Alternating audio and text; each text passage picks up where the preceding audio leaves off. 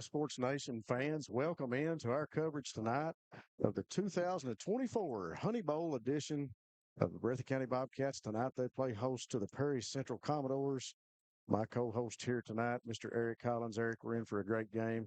It's going to be an interesting showdown between two teams that are yet to find the victory column after the first week in high school football. So in week number 2, both of these teams looking to get into the win column.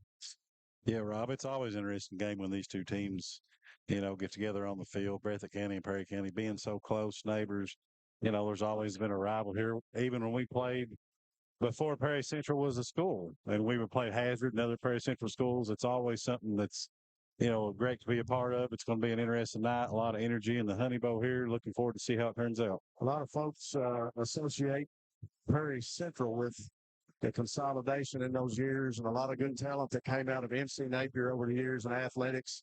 And we expect that here tonight. I've been down on the field and been able to talk to some of the coaches early and able to talk to some of the players early too. And it's unbelievable the amount of focus that both of these teams have coming into this game. It's definitely one of those that these teams have had marked on the calendar since last year. Yeah, I'd agree with that. It makes it even more so that they both had a loss last week. Yeah. But the fact that they're both coming in here 0-1, they're facing Breathitt versus Perry County.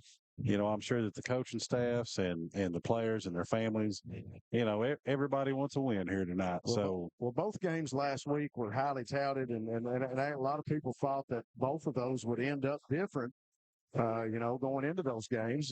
Belfry, a big favorite. They came out on top over the Cats about 30 points. And Perry Central, the Commodores, went to Somerset and just got a shellacking, 48-7.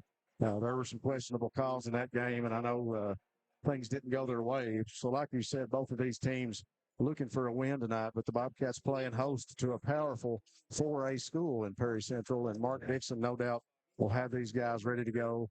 We're super proud of all of our listeners and glad that you guys are tuning us in here on Bluegrass Sports Nation. We're looking forward to bringing you this game. We got a few minutes to go, about 7 minutes till kickoff, I believe. And we're going to take a quick break on Bluegrass Sports Nation. We'll pay some bills with some early commercials, and we'll be back after this message on BSN.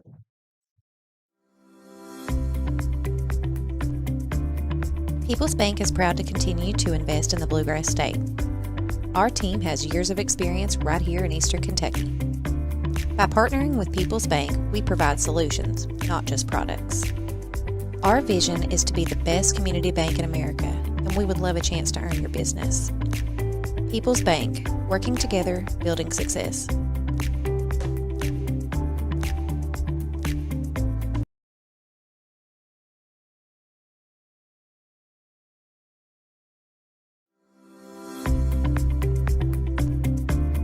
People's Bank is proud to continue to invest in the Bluegrass State.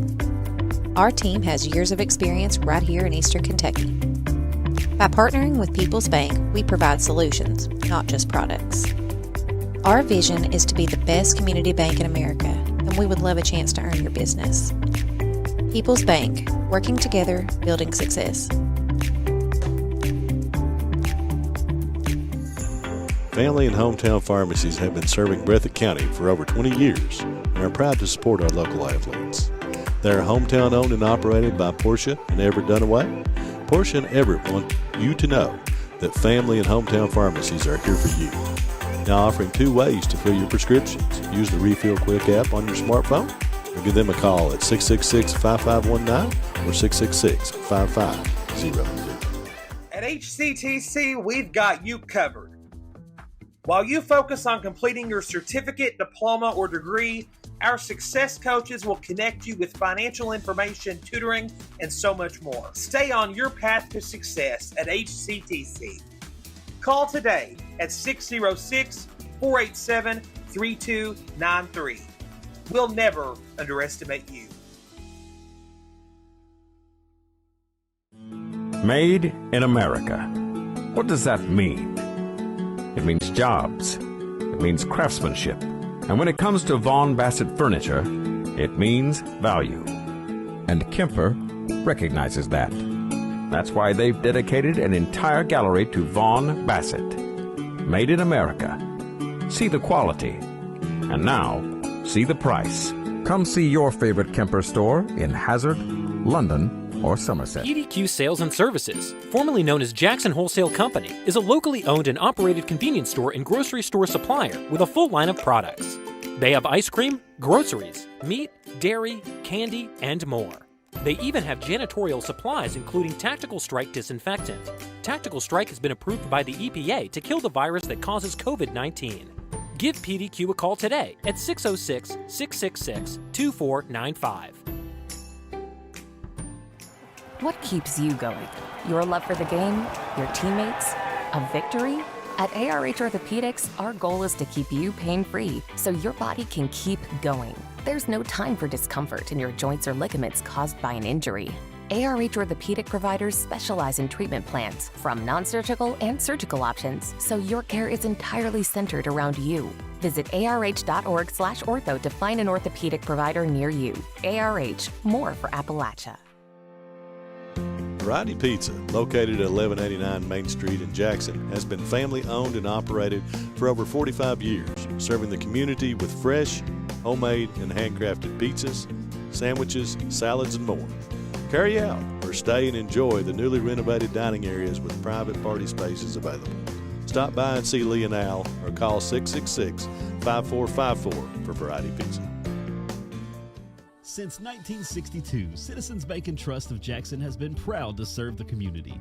They care about the people of Breathitt County and are the only locally owned bank in the community. With 2 branches in Jackson and 1 in Beattyville, they're never too far away when you need them. And with the latest innovations in banking, keeping track of your finances has never been easier. Helping to grow. Man, one thing I was kind of hoping would help with Holcomb is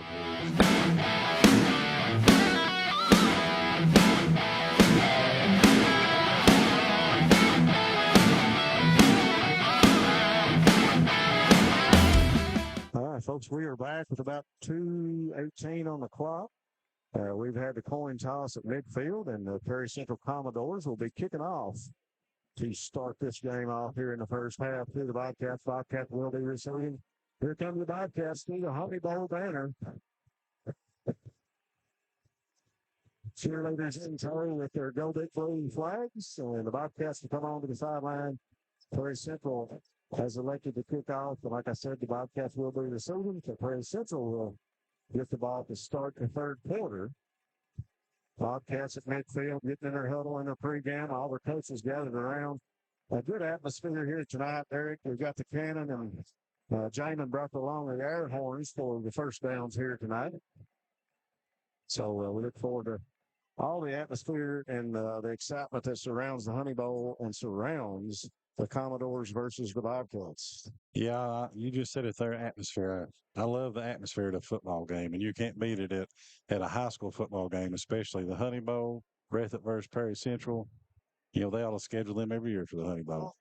Yeah, it's a good matchup between these two. And anytime a 4A school comes calling on a 2A, it's got to raise your eyebrows a little bit. Yeah. And it's not something that Coach Kyle Moore and his coaching staff has ever been accused of going lightly on the schedule.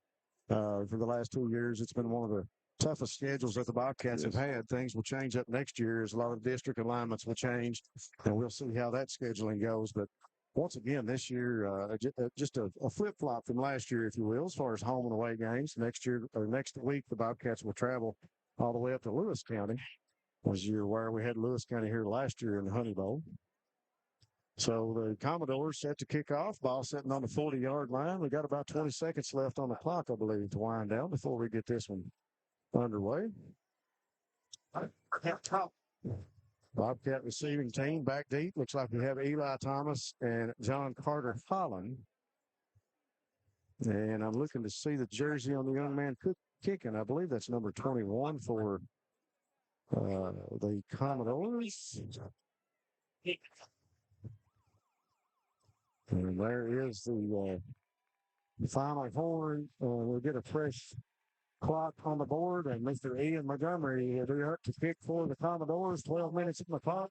2024 edition of the Honey Bowl. The Bobcats and the Commodores coming at you live here on Bluegrass Sports Nation.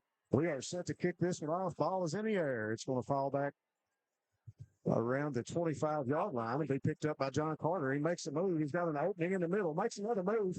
Here he comes to the right sideline at the 30, and he's tripped up just shy of the 30-yard line. We got an early flag coming in right around where the ball went down. I think that's going to be a block in the back, Rob. Well, we don't like to see those flags early, but we'll see what the call is.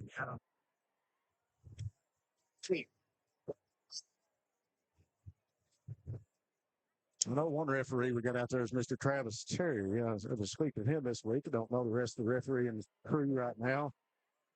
So that'll back the Bobcats back. It does go against the Cats. Ball spotted at the 32-yard line, so we'll see how far they mark this one off. Mr. Referee going to take a few more steps. So we're going to step that one off. 10 yards. So the ball going to be spotted a 10-yard penalty. Ball looks like it's going to be sitting between the 22. No, it's going to be sitting at the 18.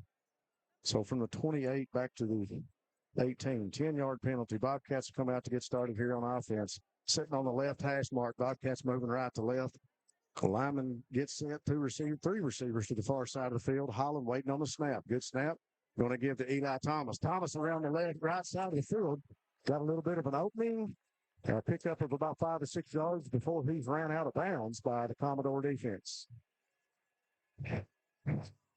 Rob, I can't make out the number, but good job by the lineman, whoever it was that pulled and was a lead blocker there. I suppose coming from that side of the line, if it was the right guard, that would be Waylon Abner. Bobcats in black with blue numerals, so memory going to serve me right on some of these numbers tonight, I hope. Miles with a quick throw over to cousin John Carter, a little screen play, and it'll be gobbled up quickly by the Commodore defense up around the 23, 24-yard line. So no gain on the play. Still looking at 3rd and about 5. You know, Rob, I like to start with the end around there. Was a good play to start off with. That little screen pass there out wide, that's a bread and butter play for the Bobcats, and everybody they play, I think, is looks for that. Well, we run it early. A lot of people look for it, but it is a bread and butter play. We run it early to get people looking for that short pass, to get that defense biting up early. The same thing with the running game, and you'll see how that opens up later. 2 receivers far to the far side of the field, going to give to Gibson. Gibson tripped up, lowers his shoulder. He's going to get up to about the 26-yard line. Had a Commodore coming in there late as some of the fans wanting the flag thrown, but no flag in the play. Mr. Referee's going to spot it on the 25. Bobcats going to stay on that left hash mark. A little change up of personnel up front as we're bringing in the punt team. And 4th and about 3. Braxton Terry will line up at the 13-yard line and wait on the snap. Low snap. He handles it, puts a boot to it. It's going to be a high kick, covering a lot of ground. Going to land over about the 50 and take a Bobcat bounce over to the 47-yard line, right in front of the Perry Central Commodore bench. So it'll be our first opportunity to see the Bobcat defense come onto the field, as well as the Commodore offense. Commodore offense going to be led by quarterback number 7, Aaron Johnson. We were watching some of the warm-ups, and it looked like Colin Combs, one of the running backs, was getting a lot of carries. We've also got number 5 in the backfield for the Commodores. Try to get you a name on all these folks. Blaine Shepard back in the backfield at number 5. Commodores put a man in motion. Johnson hands off. And he's going to be tackled immediately by the Bobcat defense. Shepard, with nowhere to run that time, met right at the line of scrimmage. They're going to give him a yard, I believe, on the pickup. Depends on the spot, but well-played defense that time by the Bobcats. Yeah, the Bobcats, I think they were keying on the run back there. They responded quickly and short pickup. I think they got a good spot there. It looks like they're giving him almost 2 yards. Great camera work by our crew here from Bluegrass Sports Nation. Appreciate the guys down in the stands and on the field. Johnson waiting on the snap. He rides that fullback. First man through, made it to the line of scrimmage by Trumbo, the linebacker coming in. Great job by Trumbo on the tackle. Once again, maybe a pickup of a yard. They'll give him 2 again as it moves into Bobcat territory Ball kind of sitting just shy of the 48-yard line in Breathitt territory. You know, Robbie, you got to like what you see now. This Bobcat defensive line. You know, they're playing tough. These first two running plays. You know, Perry Central probably watched the Belfry game and thought that they would test this defense and try to run on them like Belfry did. And I think they've responded so far early. Mark Dixon will air it out too. You can watch here shortly. We got three receivers. One man goes in motion, and we get a flag. It'll be false start on the Commodores. So they'll walk it back 5 yards. We'll repeat the down. It'll be 3rd and 13. A few penalties early here, hoping that it's not going to be a heavy penalty night here. Yeah, you hope that both teams limit their mistakes, and we talk about that. Man, it looks like they're going to be 3rd and well, they got 13 on the scoreboard. That's what I thought it would, but they set the ball back right at the original line of scrimmage. So a little hiccup there. I don't know, something don't match between the scoreboard and the down marker. 3rd and 10 for the Commodores. 3 receivers. Johnson 6 back throws, got a man open, and it'll be good for the first down. That's number 16.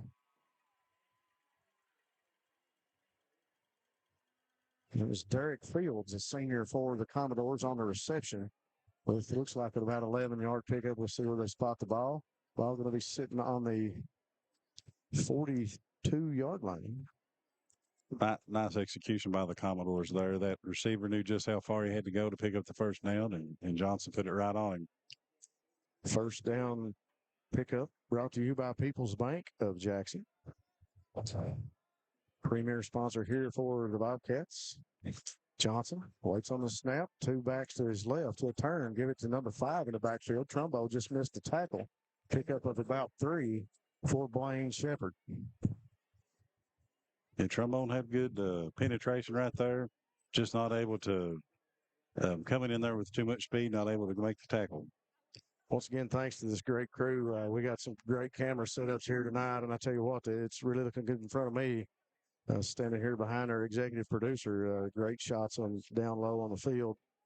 Bringing you this coverage on Bluegrass Sports Nation.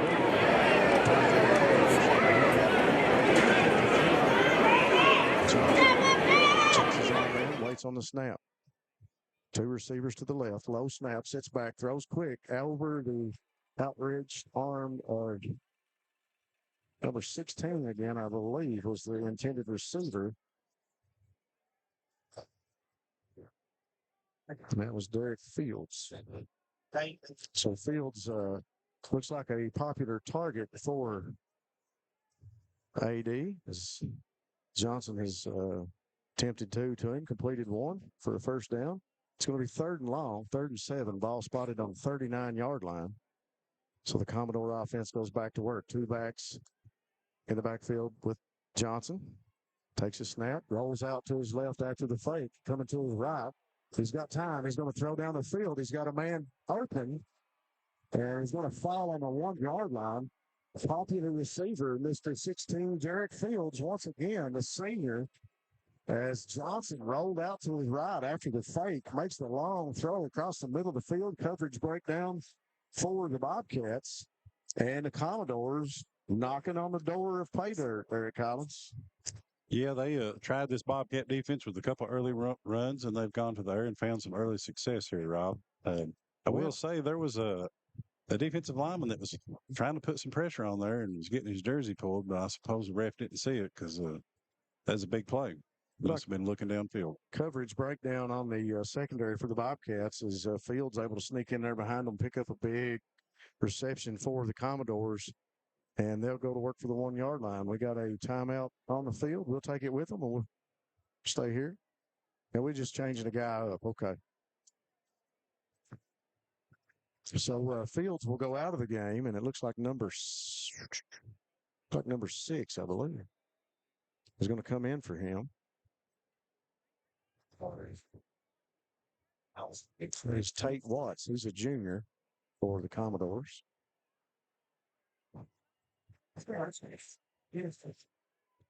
So the Commodore offense gets set.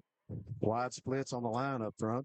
Fullback going to come up right beside of Johnson. Johnson looking inside. Quarterback keeper into the end zone for a score. So the first score here tonight will go in the books for Aaron David Johnson and the Commodores as they'll go up 6-0 with 8:05 on the clock, 8:09 on the clock.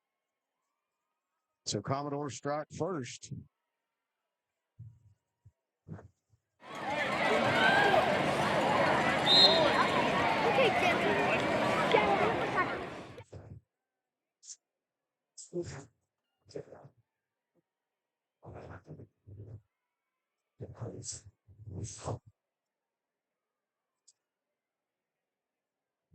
So Bo Bacon on to kick the extra point. The kick is up, and it goes through the uprights good for the Commodores. Kick is good for Bacon, and the young man is a senior. A lot of folks will recognize his name from the basketball season. Bo Bacon, a popular athlete in Perry County, does a great job on the basketball court, and you see him put the extra point in. Commodores go up 7-0. Yeah, that was a successful drive. They're able to take a few minutes off the clock, put a score up. Johnson able to sneak it in there. I'm sure the Perry County Commodores or Perry Central Commodores, that is, are feeling pretty confident right now. Good start for them to this Honey Bowl. So the kicking team back on the field once again for Perry Central. Mr. Ian Montgomery on to do the kicking honors in the kickoff. And return team yet to come on the field for the Bobcats. 8:09 on the clock here in the first quarter. 7-0 Commodores. 2024 edition of the Honey Bowl here from Breathitt County. Back deep for the Bobcats. We're deep. Eli Thomas and John Carter Holland. And Holland will field that one just up at the 22. He's got a lane in the middle. Makes one man miss. Another man at the 40. John Carter's on the line, and he's ran out of bounds deep into Commodore territory on the other side of the field at the 40-yard line. So a good pickup by John Carter from the 22 as he fielded the kick, and he scampered up. He came to the middle, back to the right side of the field, just in front of the Commodore sideline, and he'll go out of bounds right around the 40-yard line. So it'll be a People's Bank first down for the Bobcats as they'll take over from the 40, and they're working from that right hash on the Perry Central side of the field. Bobcats still moving right to left. One receiver here in front of us is Holland. One receiver to the far side of the field. Two receivers this side. Terry will be the inside receiver. Holland want to give with a lead blocker. He's got Colby Bird out there blocking, and that's Eli Thomas to bring it up. Looks like out of bounds. We got a flag here on the sideline, I believe. The referee going to sit the ball down on the 40. And he's going to walk out, and it's a face mask call on the Commodores. I can see that early signal from the sideline judge. So face mask against the Commodores. Bobcats will take the yardage any way they can get it right now. So the face mask penalty will march the Commodores back, and the Bobcats will continue to move into Commodore territory. 7:52 on the clock. That's the second time Coach Moore has tried to get Eli Thomas on the edge, Rob, and I like that idea. The young man's got good shiftiness. He's got good speed and runs with power too. I mean, if I could, I would do whatever I could to get him right there and put some room in front of him to run. You got a number of guys in this running back core for the Bobcats that once you get them into open space, they can make something happen. They can really hit you quick. That time, Thomas not able to get around the corner. The lead block coming from Colby Bird. Bobcats move up to the 25-yard line with a 15-yard penalty. Holland gets set. They'll give inside to Gibson, and Gibson's going to push it just past the line of scrimmage, and they'll set it back down, I believe, at the 25-yard line.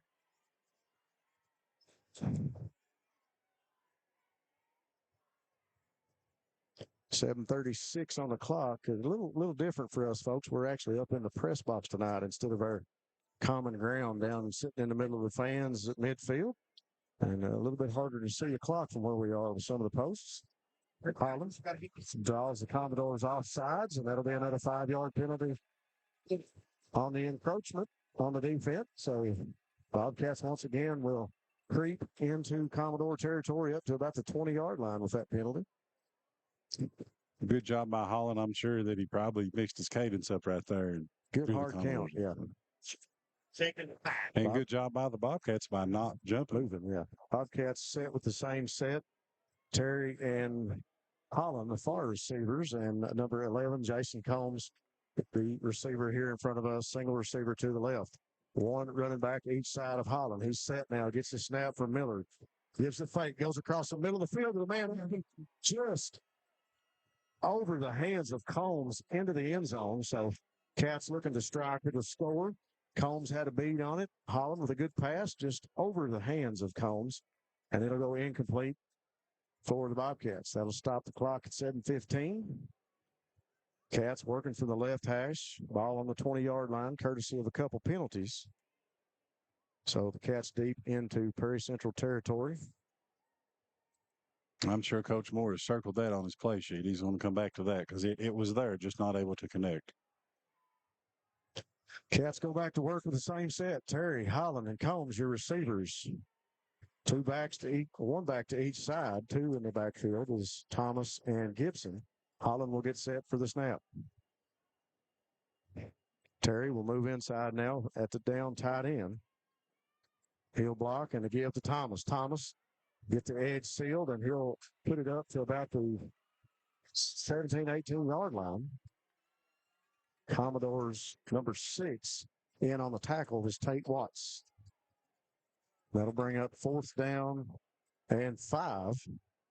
We get a change of personnel as you see Braden Barnett in that neck roll come in. And that's just, to me, that's going to tell us that first off, we're possibly looking at the first time we've seen the Wildcat tonight with Gibson. We'll see where Miles Holland goes after he makes the play. He'll go out and be a wide receiver. Gibson will be back there in the Wildcat at the quarterback. Barnett, the blocking back. Terry down as a blocking tight end, and we got a whistle just on the snap.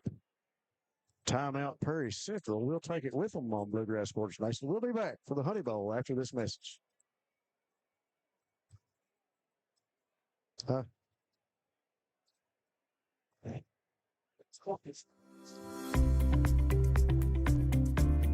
People's Bank is proud to continue to invest in the Bluegrass State.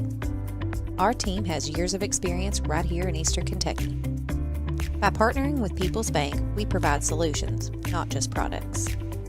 Our vision is to be the best community bank in America, and we would love a chance to earn your business. People's Bank, working together, building success. Family and hometown pharmacies have been serving Breathitt County for over 20 years and are proud to support our local athletes. They are hometown owned and operated by Portia and Everett Dunaway. Portia and Everett want you to know that family and hometown pharmacies are here for you. Now offering 2 ways to fill your prescriptions. Use the Refill Quick app on your smartphone or give them a call at 666-5519 or 666. Clear back here with 6:29 on the clock. Bobcats threatening 4th and 3. Want to give a big shout out to Lane Gibson, out on vacation, owner operator of Fat Baby Power Sports. The young man can get the job done if you need some work done. Well, appreciate him tuning us in while he's taking some time off. Appreciate you, big guy. Good to know that you guys are watching us. Bobcats deep into Perry Central territory now, working from the middle of the field. Meant to throw that in there. Lane, a former Bobcat. A lot of good blood, sweat, and tears in his memories on this field, I'm sure. Gibson back at that Wildcat quarterback, trying to draw him offside. Barnett still in there at that blocking back. Gibson not able to draw him off, looking at the clock. And the Bobcats will call a timeout. So we'll take it with them here on Bluegrass Sports Nation. We'll be back after this message.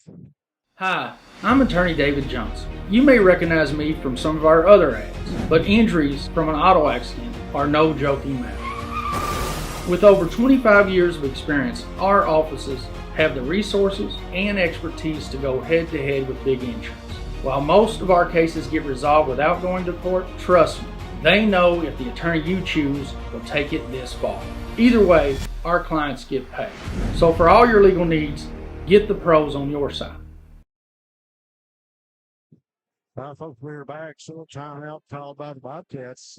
4th and 3 Bobcats working from the middle of the field, tried to draw the defense off sides and or encroachment, and they didn't get it. So they're going to bring Barnett and Gibson back in. Gibson going to try to pick it up, and he's going to be tackled short of the first, deep in Commodore territory. A good block up front by Barnett, and a good block inside by Terry and the line, but Gibson tripped up, maybe a pickup of a yard. So that's going to be a switch up of personnel as the offense for the Commodores will come back onto the field, and the defense for the Bobcats will march back out. Commodores up 7-0 with 6:29 on the clock. Yeah, Rob, I'm not sure, but I think it was number 3 for the Commodores, Jackson Deaton, I believe. I'm not positive, but came crashing in there. Yeah, looked like he was coming on a blitz. He was coming hard, and that's what you're going to do. You're going to send one of those guys in that situation. When you know Gibson's in there and you got Barnett blocking and trying to pick up the short yardage, you're going to send somebody. See what the Commodores do. 3 receivers wide, and Johnson going to give it up inside, going to be tackled early, and looks like number 40, Colin Combs, going to pick up probably 4, maybe 5 yards to see where the spot's at. Good run. He got past that initial line of scrimmage and was met by a Bobcat defender. To make it 6:08 on the clock. Commodore offense goes back to work. The defense with their work cut out for them, Eric. It's such a great line out there for the Commodores. Big guys up inside, and you'll recognize number 74, Chris Neese, out there to tackle. Man in motion for Johnson. He'll come back to him and give it to him and hand off. Young man around the corner trying to push it up for the first down. It's going to be close for number 23. Rob, something I see out of this defense that I am liking right now is they're flying to the ball. Yeah. You know, and they look to be putting a pad on somebody when they get there right now, with the exception of the busted coverage that gave up the big play. You know, they have not played bad, but because what you said a minute ago was right. You know, that's a good offensive line there for the Commodores, and you know they're going to get some yardage and they're going to get some points. You just have to stay in the game over the long haul. We'll see what the Bobcats can do here tonight. Freshman running back Caden Gibson was a young man in motion that Johnson came back to. Johnson with 2 backs to his left. He's going to give it to Colin Combs, and Combs is going to barrel forward for a pickup of another 4, maybe 5 yards. Prairie Central working in the middle of the field here at the Mike Holcomb Athletic Complex. Ball going to be spotted right around the 33-yard line for the Commodores. Still on their side of the 50. Trying to get the ball moving and get it into Bobcat territory. Johnson checks the armband, goes back to work, waits on the snap. And we got all kinds of motion on the field, defense and offense. Combs and Johnson having a few words there at midfield, and Combs going to take his helmet off and walk off the field. So Colin Combs, the senior running back, removes his helmet and removes himself from the field. The Commodores and Coach Dixon will bring in a man to replace him. And that's Jackson Deep, number 3, put into the game. We'll have an offsetting penalty, as both teams had some people moving. It looked like the end was across the line of scrimmage encroachment. So Johnson turns, going to give to, I believe that's number 5. That's a handoff. You know, Rob, the second and third level of the Bobcat defense is playing pretty well tonight. They're coming up in the run game, but the Commodores are doing a pretty good job getting that front line pushed back a little bit of making some holes for the running backs. I haven't given up any big plays yet on the ground, but giving up 5, 6, 7, 8 yards at a chunk, that's going to add up. Familiar face and a familiar name, number 5, Bryson Johnson on the carry. And that'll pick up a first down. People's Bank first down. People's Bank of Jackson working together to build success. Commodores go back to work. 1st and 10. Pitch to Johnson. He's going to be tackled. He gets back to the line of scrimmage, knee down right at the line of scrimmage. He was actually tackled maybe for a loss, about a yard behind, but he forward motion. He's able to trip up. And I think that was number 3 on the carry that time. Thought that was a 5, but I think that's number 3, Jackson Deaton, a junior No, that is 5. That's hard to tell on those jerseys from here. Yeah. That is Bryson in number 5. So the Commodores come back out. 2 receivers far side of the field. 1 receiver here in front of us. 2 backs back there with A.D. Johnson. A.D. tries to give the hard count, draw the defense off. Doesn't work. Goes back to his armband. Sits back. Looks. Quick throw over to the sideline. And he throws that one out of bounds. It'll go incomplete for the Commodores. So the Commodore offense that time, Eric, with a few hiccups, maybe some things not going the way they wanted to, with 3rd and 9, Coach Dixon is forced to make that decision.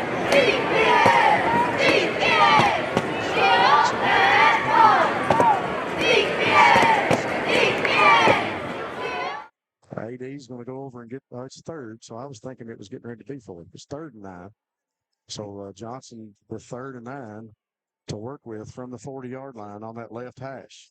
Be interesting to see what they go with here. There's been 3 different times they've attempted like a comeback or curl on the left side. Yeah. And we're going to go back to it each time and see if it works. Long pass by Johnson overthrew the receiver, and that one will go incomplete. And now it'll bring up 4th and 9, and Coach Dixon will make the decision to bring the punt team out for the Commodores. Well, now you see why they went to it 3 straight times. Try to lull the defense to sleep and hit them over the top. Good job by the Bobcats. They weren't fooled. Had that covered. The pass was overthrown, but at least they were there had it been on target. Well, I'm glad the sun has decided to set. The cloud cover has come over here to my Holcomb Athletic Complex. Temperature has dropped a little bit. It was a hot start here in the game as snap actually hits the ground. Punter picks it up. It's going to fall at the 30 and bounce back to about the 23-yard line. But it was a hot start here for this game. The temperatures and the sun beaming down on the field, and the kids out here in the warm-ups doing stuff early. Their temperatures dropped a little bit, and good sunset off to the left, and a great night of football here in Jackson. Excited to be out in this heat, Rob. No comment, bro. None needed. So the Bobcats take over. They'll start on the 22, maybe the 23-yard line on the right hash. And Holland with 3 receivers to his left, 1 to the right, waiting on the snap. Sets back, looks quick, looks across the middle, going to show throw short. And a nice pickup. Gain of about 3 or 4 yards. And that was number 13. I do believe that's correct. Austin Barker with the reception. Good catch by the junior wide receiver as he came across the middle. 2 receivers each side now for the Bobcats. Alex Strong. I believe that's John Carter. No, that's Eli Thomas on the far side, inside of him. Single back beside Miles Hollins Gibson. Holland will roll out. Looks, throws short again, and a big pickup to cousin John Carter Holland. And I thought the flag would come in. I really did. He was tackled out of bounds by one Commodore, and another Commodore came in and tackled him about 3 yards after he was out of bounds. And I thought the flag would come from the line judge, and it does. Yeah, there was no need for the second player to hit him. He was out of bounds. He was already out of bounds, so no need for that.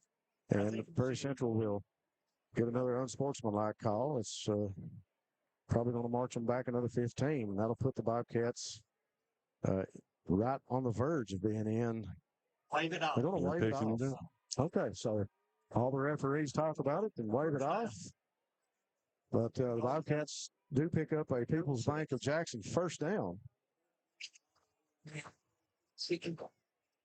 You know, Rob, something I've seen out of this young quarterback here for the Bobcats is I like the way he goes through his progressions. You can see him, you know, he doesn't just pick a receiver he's going to go to when the plays run. He goes through them, and he tries to find the open man.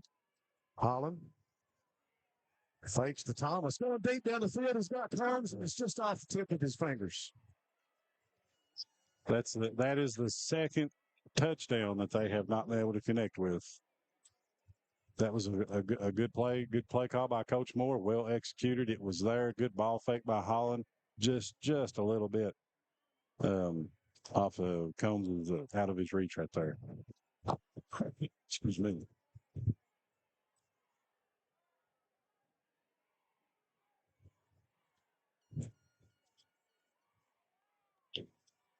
So the offense goes back to work. 3 receivers to the far side of the field. He'll throw short, little screen play over to Thomas. Thomas with some green grass up to the 40. Makes it over to the sideline up around the 38, 39-yard line. There's some good blocking out there by the receivers. I'm not sure if they called that stop blocking back when I played. I'm not sure if that's the case now, but good job out there by trying to make a little room for Thomas. Offense with some changing of the guard again as Combs and Barnett come out onto the field. And Adam Spencer is also out there, and Eli Thomas will get a little bit of a break. Good to see Adam Spencer out of the wide receiver.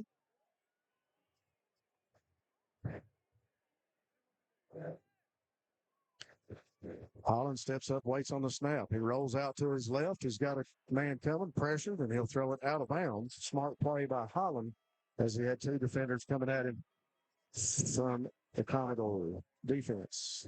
That's something that Holland has. He's shown his intelligence. He has a high football IQ. I believe that's the reason why he's in there. In addition to the athletic ability that he demonstrates. Give a couple shout outs. I'm going to say a big shout out to David Ritchie. The young man's always here, and he always finds a way to watch us later on Bluegrass Sports Nation and tells us about our coverage. Appreciate him. Terry on to kick the punt from the 30, and it's a high punt. It's going to fall back around the 30 on the other territory, and it'll be fair catch called by the Commodores. And it actually looks like they'll spot it right around the 31, 32-yard line. So second punt by Terry with 1:50 on the clock here in the first quarter, 7-0. Also, another big shout out. I'm going to give one to my mom tonight, Janet Hounshell, watching from home. Appreciate her on the broadcast each and every week, Bluegrass Sports Nation. Does Mom give you any critiques when she listens to the broadcast? It doesn't come later. It comes during the broadcast. You see me checking my phone. It's she's always telling me if you and I need to speak up or if maybe there's some technical difficulties going on. So appreciate those folks like her at home that keep us on track and keep us settled in here in the announce booth. Absolutely. A.D. Johnson goes back to work with the Commodores. Offense, 2 receivers to the far side of the field. He'll turn, give to Combs. Combs, pitter patter and trying to find an alley. And he'll pick up about 4 yards on that carry for Colin Combs. And another big shout out to Princess Danica at home watching the game. Shout out to her and Rhonda. Sure, the Bobcats are going to have to find a way to keep from giving up 4, 5, 6 yards on first down. Well, the Commodores are being patient. They are. They are really being patient. And you've seen Combs delay. And then when he finally got that alley, he was able to lower his shoulder, and he did. He had a good forward motion, picked up 4 or 5 yards. Prairie Central with a good running back core, too. And they've got Combs calmed down back into the game. And Commodores go back to work. 3 receivers to the left. Johnson's going to hit one early, a short throw, a little screen play, and that's going to go over to number 16, I believe, Derek Fields.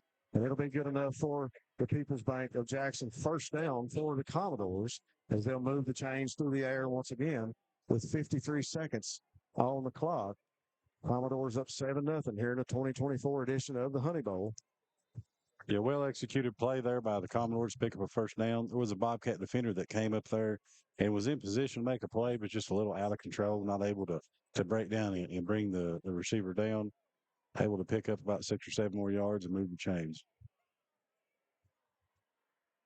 Commodores go back to work. Johnson looks to the sideline, settles in, waiting on the snap. Got a man trailing in his Gibson. Johnson has to take it and run, and he's run out of bounds over around the 41, 42-yard line. I don't think he picked up the first down, but he had to scramble out of there.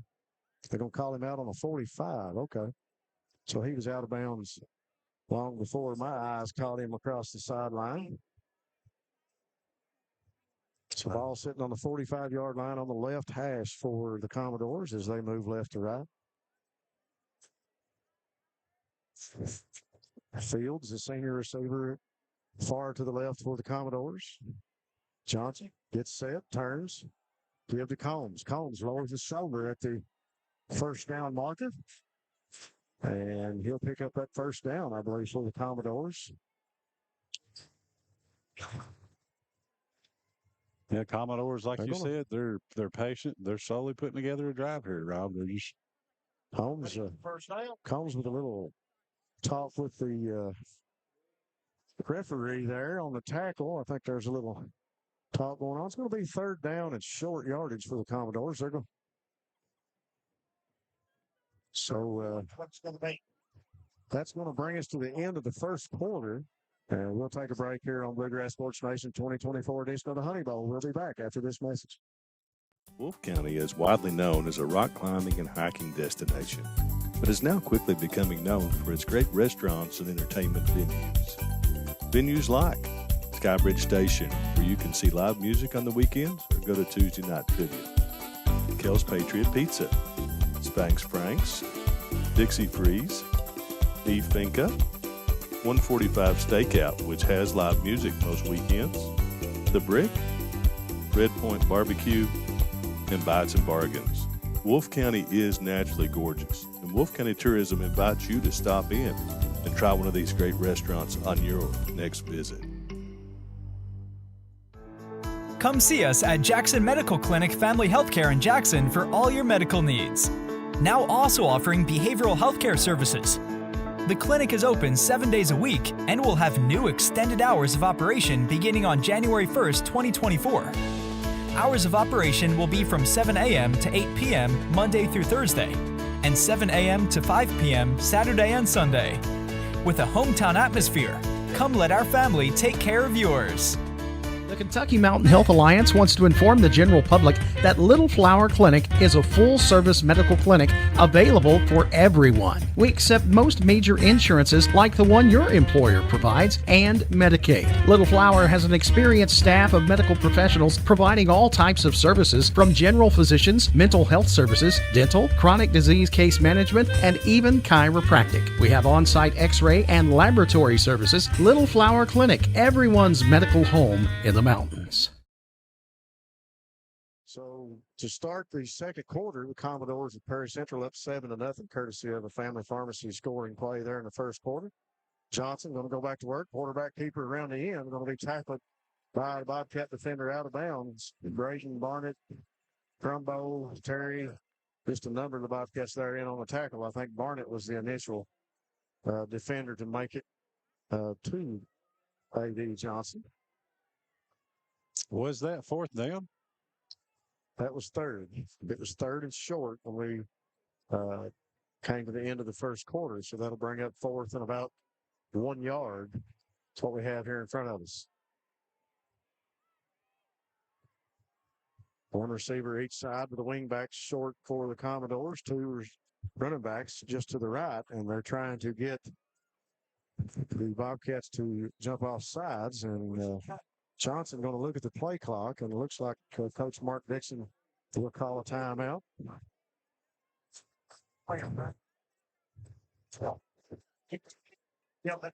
So the Commodores will meet at midfield with Coach Dixon and his staff, and they'll talk things over. We want to give a special thanks to our two main premier sponsors. We didn't get to say a lot about them here in the first quarter, but we sure appreciate People's Bank of Jackson for here tonight in the Honey Bowl, and also Family Pharmacy and Hometown Pharmacy. They are proud supporters of the Bobcats, and we are tickled to have them on board for all your scoring plays. So thanks to People's Bank and Family Pharmacy and Hometown Pharmacy. Coach Dixon out at midfield at the hash mark with his team, talking things over here on 4th and 1. Eric, you got to like your chances if you're Coach Dixon at this point. They've been able to pick up yardage all over the field, even either through the air or on the ground. Yeah, with that big offensive line he's got, and some of these talented running backs, you'd have to be somewhat confident here that you can pick this up. Well, Combs has been doing a good job. Senior running back, as he's lined up just to the left of A.D. Johnson right now. Commodores get set 4th and 1 from the hash mark, and they'll give to Combs. He lowers his shoulder, picks up the first and more. He'll be tackled up around the 35-yard line. They'll probably call him down at the 30 or at the 36. Combs still still talking. A little bit of emotion coming out from the senior running back here for the Commodores as he picks up the first down. That is a People's Bank of Jackson first down for the Commodores. People's Bank of Jackson working together to be a success. 10:58 on the clock. Commodores up 7-0. Clear in the first half over the Bobcats in the Honey Bowl. A.D. Johnson set at quarterback for the Commodores. 2 receivers to the right, 2 running backs to his right. He'll roll. Ball comes out on number 23, but a busted play picks it up, and he rumbles up to about the 21, 22-yard line. That young man is a freshman, Caden Gibson. Took the handoff, dropped it. It rolled in front of him, and he had defenders rolling after him. And he was able to pick it up, busted play around the right side of the line, and he picks up a huge first down for the Commodores. That first down brought to you by People's Bank of Jackson. People's Bank working together to build success. Yeah, very fortunate for the Commodores right there, Rob. Those type of plays don't often turn into first downs. The young man did a great job, a great knowledge of where he was on the field, and a great knowledge of where his defenders were. He wasn't worried about picking it up and getting it out of there, and he made a great play out of a busted one. And the ball comes out at Johnson as he was trying to call a timeout. So they'll wave that one off. I think he got the timeout called. But the center snapped the football with 10:39 on the clock. We'll see what the call is here by the referee here at the field. So they're going to spot the ball back about the 23-yard line in Bobcat territory. They're still showing first and 10 on the board. No timeout was called. I don't know what happened that time. They're going to replay that play. May have been. Give to Combs. Combs dances around on the right side. He'll get it up to about the 20-yard line. So pick up of maybe 2, maybe 3 yards. We'll see where they spot it. Looks like about 3. So now they're calling it 2nd and 6 on the board. Commodore still working from the right hash. And all spotted just shy of the 20-yard line in Bobcat territory. 9:59 on the clock. Give inside to Combs again. One man trips him up at the line of scrimmage, and he'll fall forward. Tackle that time made by Waylon Abner, number 68. It's a good thing Abner was able to get him tripped up because he had a little bit of room to run there, it looked like, Rob. Yeah, the lineman for the Commodores doing a great job of the initial block, but also trying to get to that second level. And if you're a football person, you know that second level means that those linemen are getting out to block those linebackers that are coming hard. You know, those linebackers are first 2 steps forward. They're looking for the shoulders and the motion of the football, the direction of the football. And that time, Abner able to get back there and make that tackle before Combs could get lower his head and get some speed going. Oh, busted play again. Johnson going to be chased out of there, still on his feet, running all over the field. He's going to throw it out of bounds, and we'll get a flag here in the backfield, and that's going to go against Gibson, I believe, as Johnson had already gotten rid of the football when Gibson tried to make the tackle. So with 8:59 on the clock, busted play by the Commodores, headed south real quick for Johnson, but they will pick up probably an unsportsmanlike conduct call against the Bobcats, and that's going to move them deep into touchdown territory, into the red zone. Yeah, that's the kind of thing that you just hate to see if you're Coach Kyle Moore. Those penalties just really hurt your team. The defense had a potential to get to, have a wasted play there, busted play by the Commodores. So the ball was on the 17-yard line. We'll see where Mr. Referee sets it down. And he's going to just, maybe that's one of those, that might be one of those half the distance calls. I don't know. Looks like the ball up to about the 8 or 9 yard line for the Commodores. Johnson goes back to work. 2 receivers to the right, 2 running backs to the right. He'll pitch. Gibson again, fumbles the handoff. and he handles it again and gets the corner of the end zone. And the Commodores, with 8:52 on the clock, have another family pharmacy scoring play as Gibson again bobbled the handoff. Looked like he was going to fumble it, and he handles it and scampers to the corner of the end zone for the score. That'll make it 13-0. Yeah, this Commodore defense, they've executed. They've had a few plays that were almost disastrous, but when they, kind of been saved by the penalty or a really good play by one of their players, were able to put together a big drive here and get 7 more points on the board here in the second quarter, I think.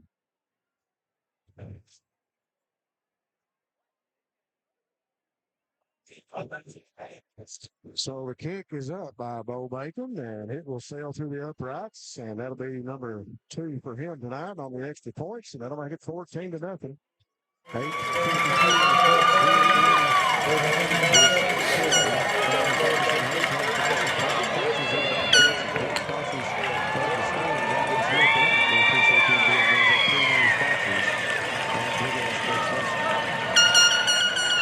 The Commodores are doing a pretty good job of blocking up these running plays. And like you said, they're being patient, not just Combs as a running back, but as a team. They're being patient and letting it come to them. Coach Dixon doing a great job on the play calling. And right now, the Bobcats going to have to go to work on the offensive side of things and try to get things going here for the offense. The fans here in the stands enjoying this light show. The new lights installed here at the facility as they dance around the field with the music playing in the background. Commodores got to lock their chances right now. Eric Collins, 8:52 to go before the half. Coach Dixon and Perry Central with a 14-0 lead over the Bobcats in the 2024 Honey Bowl. Yeah, Coach Dixon has definitely got to like his chances right now. But Coach Kyle Moore, he's seen some reasons to not be too worried. There's been 2 different drives here where they've just missed on touchdown passes that were just out of reach. So if they can connect on some of those, they can get right back in this ball game. Montgomery to kick it off for the Commodores. He was going to eye it back, and it'll fall to 20, be handled at the 15 by Eli Thomas. Thomas, after the 20, tries to get to it up by one man, spins, and he'll make it past the 25 up to about the 26-yard line. It's a luxury to have 2 return men like John Carter Hall and Eli Thomas. They're both very explosive, have great acceleration and shiftiness, and on any given play have potential to take one to the house, Rob. You're exactly right. Both of those guys, you got to like those chances when they've got some green grass out in front of them. We've not been able to see that here in the first half. I don't think it's got anything to do with our blocking abilities, but it is in response to the defense of Perry Central and the Commodores. They've just done a great job scouting and doing a great job of executing on defense. 8:44 on the clock, 14-0. Bobcats trying to get some points on the board. They'll go to work from the 26. Holland sits back, plenty of time. They'll roll out of there, but he's going to throw it to the sideline as he was chased. I believe that was some kind of a busted play, Rob, because he looked to his left and didn't like what he saw. Well, the young man, the quarterback, had plenty of time, and he made the freshman decision to get rid of it and get it out of there as he had one defender coming after him. And I think that young man came from either that linebacking core or maybe this left end here playing Bandit or Rover. He was being chased out of there quickly and made the right decision to get rid of it with 8:38 on the clock. Yeah, I like what you said. He made the right decision. Some of our viewers might have wanted him to make something happen, but I think it's important not to make a negative play. Yeah. Looks off the short throw, and the interception almost comes for the Commodores as a short throw, a little screen play over to the left, I think was intended for Holland, or might have been intended for Parker over there. Can't see the number. But the play is incomplete. That'll bring up 3rd and 10. So the Bobcats with 2 plays, no positive yards here in this drive so far. 8:35 on the clock. Holland goes back to work. 2 receivers to this side. 3 if you count Eli Thomas back at that wing. Holland going to sit back, looks, hit as he's thrown, and it's going to be picked off. So Barker or Holland won with that reception, and it bounces out of Barker's hands into the hands of number 6, I believe, Tank Watts. And he travels down the sideline untouched for another family pharmacy and hometown pharmacy scoring drive for the Commodores as they marched it down the sideline courtesy of Watts. You know, what were we talking about the previous play? It was a good job for Miles to throw it away and not create a negative play. He had pressure in his face. There were defenders around in the area.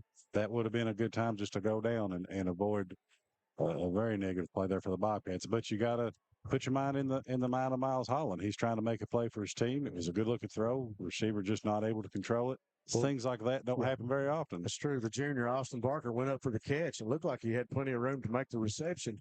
The ball was bobbled, and the defender, Watts, came down with it and scampered up for that scoring play for the Commodores, and that'll make it 21-0 with 8:21 on the clock here from Mike Holcomb Athletic Complex.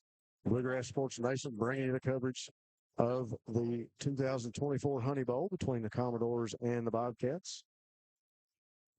Bobcats got to get something going if they look to stay in this one. Commodores right now riding a wave of momentum off some great offense and execution on defense in that first quarter, especially with 8:21 left here before the half.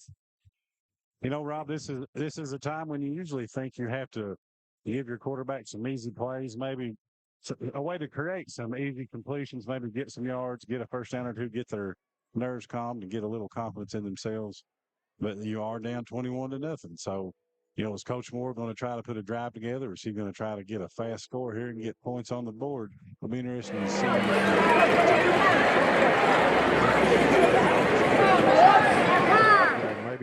Maybe something that we've not ran much in a game situation that we've been holding on to. Look for something.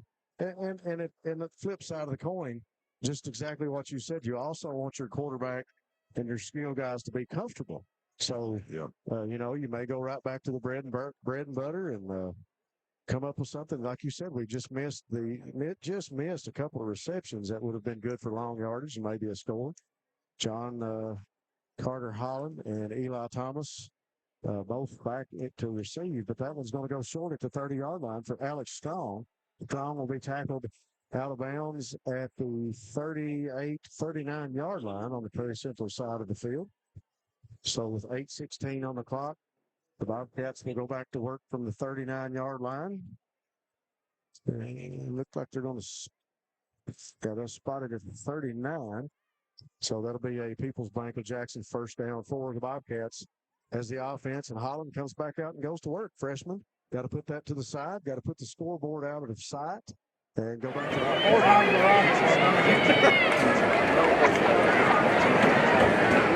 the confidence like a big play.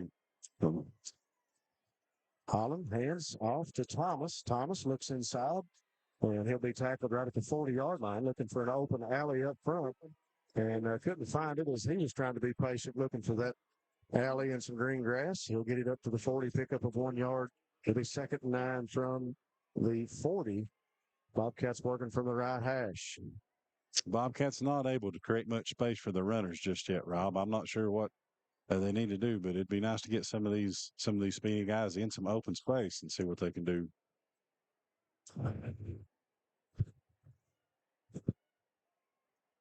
Two receivers to the far side of the field are Terry and Holland. Single receiver in front of us is Combs. Two running backs, one to each side of Holland. Waiting on the snap from center, Carson Miller. Good snap. Puts a fake short pass up to Thomas, and he's still on his feet. He's run out of bounds. They're going to mark him down at the 44-yard line. So the Bobcats move the chains on some positive yardage there by courtesy of Holland to Thomas, and they got Thomas on the run that time, Eric, and he got good in the open field. Run out of bounds with a big pickup and a People's Bank first down for the Bobcats. Yeah, real good job there to get Thomas the ball in his hands with space, but good pursuit angles by the defense. Not able to get a real big game, but able to pick up a first down. Same said for Holland. Two receivers the far side of the field, one in front of us. Holland sits back, flushed out of the pocket. He'll run. He's up inside, and he'll slide down at about the 34, 35-yard line. So good pickup of yards by Holland as he saw an open lane. The defenders had his receivers covered, and he came out of the pocket put his legs to use, and Bobcats looking at a 2nd down and 1 now. Yeah, So another good decision by Miles. Yeah, a lot of good decisions on that. He saw that the defense was running with the receivers, saw the open ground, was able to run, and the best part of it is he got down and didn't take an unnecessary hit. Yeah. I think they are. It looks like we're going to bring out the change to measure. It's 2nd and very short for the Bobcats. The first down, Bobcats. He looks over at the spot. So that'll be a People's Bank of Jackson. First down for the Bobcats. And Miles Holland will move the chains courtesy of his legs. So he's able to scamper up the middle of the field. For the Bobcats, they don't look like they're lacking for confidence right now, do they, Bob? No, and that's what you got to look for. They got to make something happen here late in this first half. 6:45 on the clock. Holland goes back to work. Gibson takes the handoff up inside. Gibson has some room. He lowers his shoulder and is up to about the 25-yard line before he's tackled by Tate Watts. Yeah, I like how Gibson, he used his eyes right there, saw that where the play was supposed to go was jammed up, able to cut it back and pick up a nice gain for the Bobcats. So, looks like the ball spotted at the 25-yard line, and that'll be another People's Bank or Jackson first down for the Bobcats. As now they work deep into Commodore territory, knocking on the door of the red zone. Bobcats got to get some continuity and some execution. Offense working hard to get into the red zone at this point and make something happen here before the half. 2 receivers far side of the field. 1 in front of us is Combs. Holland sits back, flips it, looks, comes back out to his right. He's going to stay on his feet, go out of bounds at around the 26, 27-yard line. So loss of yards that time as he was chased out of the pocket. Yeah, I can't really fault him because I guess I wasn't seeing what he saw, but from here it looked like he still had time when he pulled it down and decided to run. Good blocking up front by the line, and then even had a back in the backfield. Combs, the receiver here in front of us. 3 receivers far side. Barnett, Terry, and Holland. Give to Gibson. Gibson up inside, and he'll get back to the initial line of scrimmage right around the 25-yard line, and a tackle up around the collar by the Commodores, I believe, is going to bring out the penalty flags and the laundry on the field. That was a high tackle. He had Gibson up around the neck, and I don't know if it's going to be a face mask call. It is a face mask call against the Commodores. So that'll mark them back. Now the Bobcats, courtesy of the penalty, will be deep into the red zone. Commodores are helping the Bobcats out with penalties just like the Bobcats did them on their previous drive here. So that'll be a People's Bank of Jackson first down for the Bobcats as they continue to work offensively, trying to put something together. 2 receivers each side of the field right now for the Cats. Single running back beside Holland is Jaden Gibson. Gibson will come over to Holland's right. Line is set. Holland takes the snap, pulls it out of there, keeps it right up the middle, lowers his shoulder into the end zone for the Bobcats. As what a fake Holland gave to Gibson that time. And the actual defender that came through the initial line of scrimmage tackled Gibson. And Holland just able to tuck it and scamper up the middle of the field as he gets the touchdown for the Bobcats. That'll be a Family Pharmacy, hometown pharmacy scoring play for the Bobcats. Family Pharmacy reminds you that they've always been proud supporters of the Bobcats. That was a great play design and play call by Coach Tom Moore there. If you notice, the right guard pulled, and it even seemed like he was showing pull before the ball was snapped, Rob. And that defender followed him. They influenced the defense and opened up that hole for Miles to run through. So Perry's kick is up, and it's good. 5:50 on the clock. And that'll make your score Commodores 21, Bobcats 7. As the Bobcats trying to make this one interesting here. We'll see what they can do on defense. They've had a tough time, Eric, here in this first half. Coach Dixon calling some good plays and calling the numbers of some guys that really went to work. Yeah, they've had their work cut out for them here. This Commodore offensive line has went to work and has been getting a good push up front. The second and third levels of the defense has been flying to the ball, and the defensive line is playing tough. But now that's the battle right here tonight is on the offensive and defensive lines. Both teams are talented. The Commodores have maybe kind of gotten the best of the battle so far here tonight. So the kickoff team for the Bobcats will come onto the field with 5:50 on the clock. 21-7 your score. Back deep for the Commodores. Looks like Watts and Gibson. Short kick going to go out of bounds around the 35 on the squib kick. Is going to go out of bounds at the 35. And I think that's where the Commodores are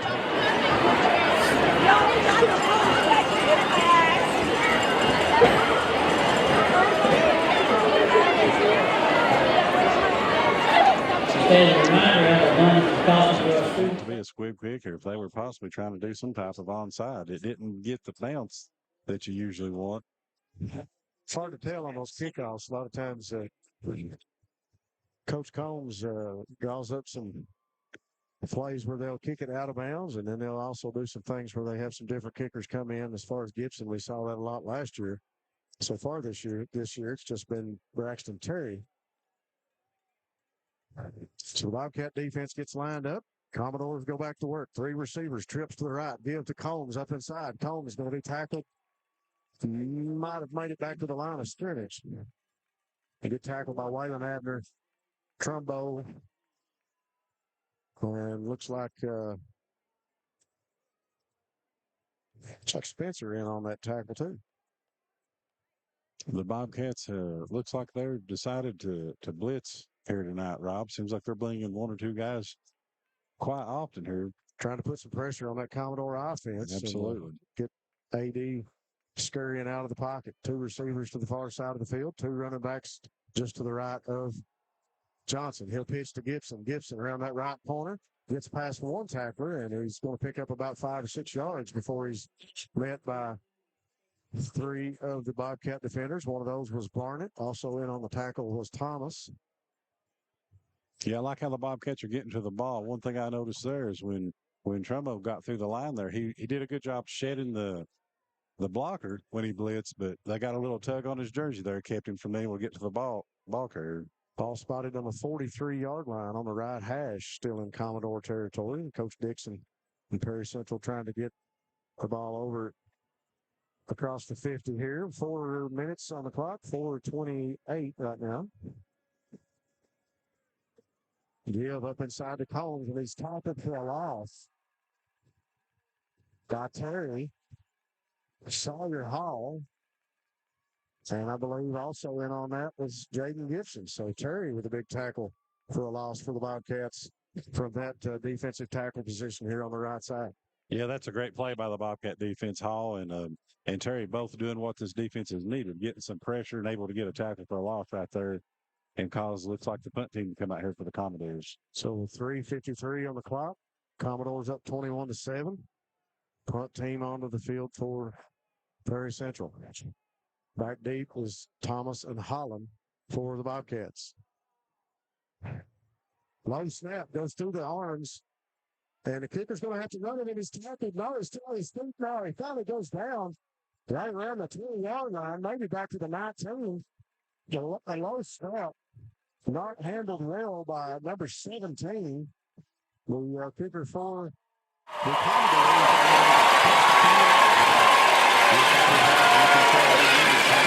the Breathitt side right there.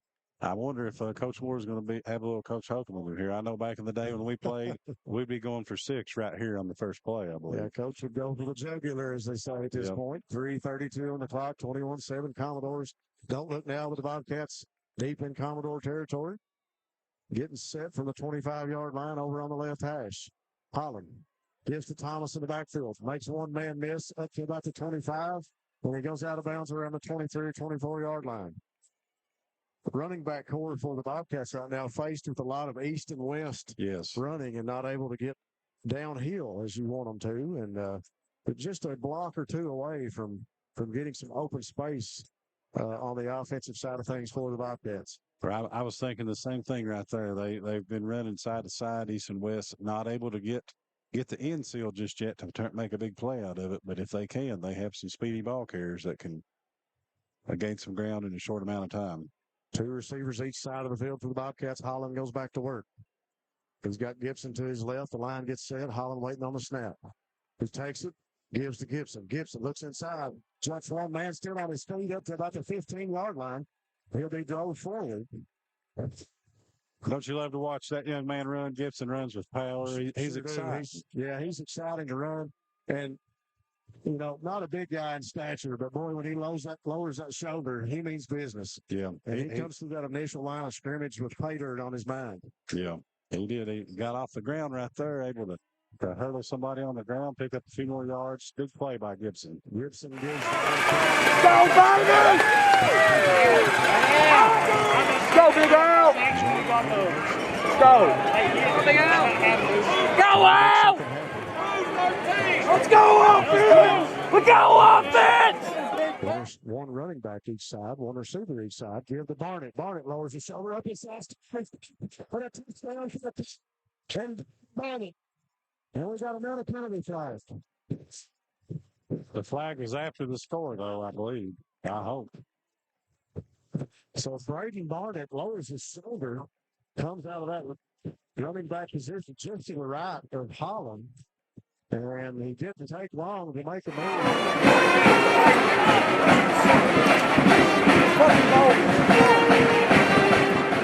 Against the Commodores. So the Bobcats making it interesting here in the Honey Bowl. They absolutely are. That offensive line for the Bobcats had a great drive right there. That was a whole. I'd almost say I could run through it. I just don't do much running anymore, Rob. Me neither. 21-13, my bad right now, as Terry steps back onto the field for the extra point attempt.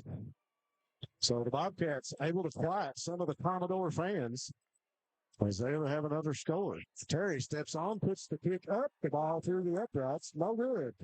Off to the right, I believe. So that'll make it 21-13 with 2 minutes and 47 seconds left here in the first half.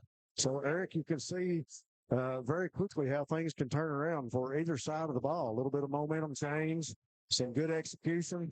You got to worry about the mindset of Miles Holland. He swallows it up, takes it on his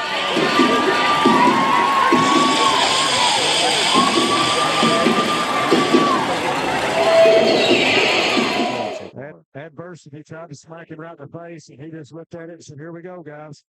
With some good running between Gibson and Barnett, the Bobcats find the end zone, 21-13. 2:47 on the clock, and that scoring drive brought to you by Family Pharmacy and Hometown Pharmacy. They are proud supporters of the Bobcats, and they remind you that they always have your safety at heart. Thanks again to Family Pharmacy and Hometown Pharmacy.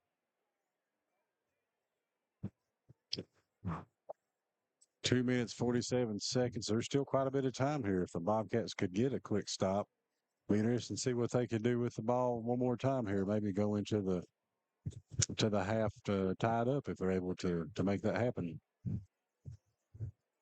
Yeah, the kickoff is going to be moved up to the 45-yard line in Commodore territory. So look for Terry to possibly put this one out the back of the end zone. He's definitely got the capabilities of that kicking leg.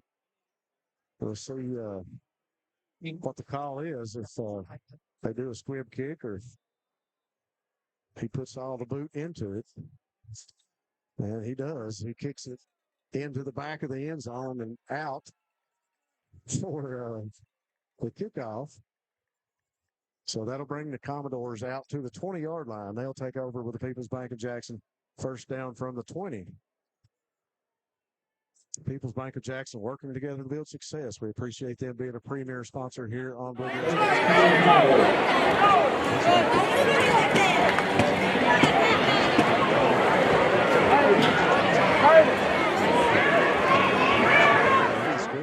That's why we did it years ago when we played, was because we didn't want to give the chance of them getting a big return.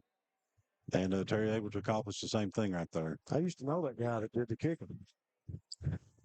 Johnson turns, gives to Gibson in the backfield. Number 23 with some room, makes a couple people miss. Still on his feet.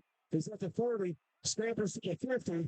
He's got a couple of defenders coming after him. And John Tarver Holland going to finally get him down at the 10-yard line. He'll be waved down here with the 9, I believe. No flags, no laundry on the field. Young man out of the backfield. Let me remind you, folks, we got a couple of freshman phenoms on the field here. One of those is Gibson for the Commodores.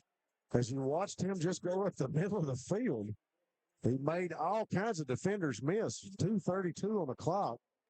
And the Commodores looking to answer that momentum swing from the Bobcats. The ball is sitting on the 10-yard line over on that right hash. And there goes the clock. It's put into motion, 2:31, and Commodore offense looking at pay dirt once again, Eric. So Johnson will get set. 2 receivers to the far side, 1 here to his left. Puts a man in motion. That is Johnson. He is the blocking back for Combs. Combs lowers his shoulder, has a defender hanging on as he rumbles into the end zone. So the Commodores answer with 2:11 on the clock. And they'll go back up 27-13 now. And that scoring play brought to you by Family Pharmacy and Hometown Pharmacy. If that had been about 30 years ago, I can hear John Paul Chapman hollering right now. Yeah. You know, one about the poor tackling down here, and I don't know.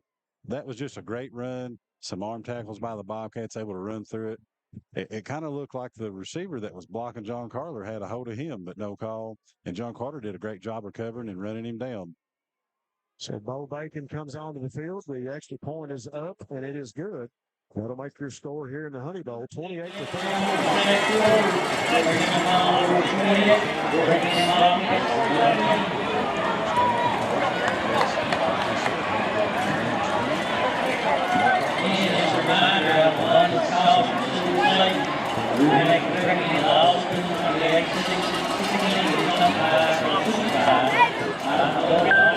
About them maybe getting the ball back, and they got it back, a little sooner than we had hoped and in a different circumstance. But I don't think that's going to stop Coach Kyle Moore from being aggressive here. I think he's going to try to tighten this up a little bit before halftime.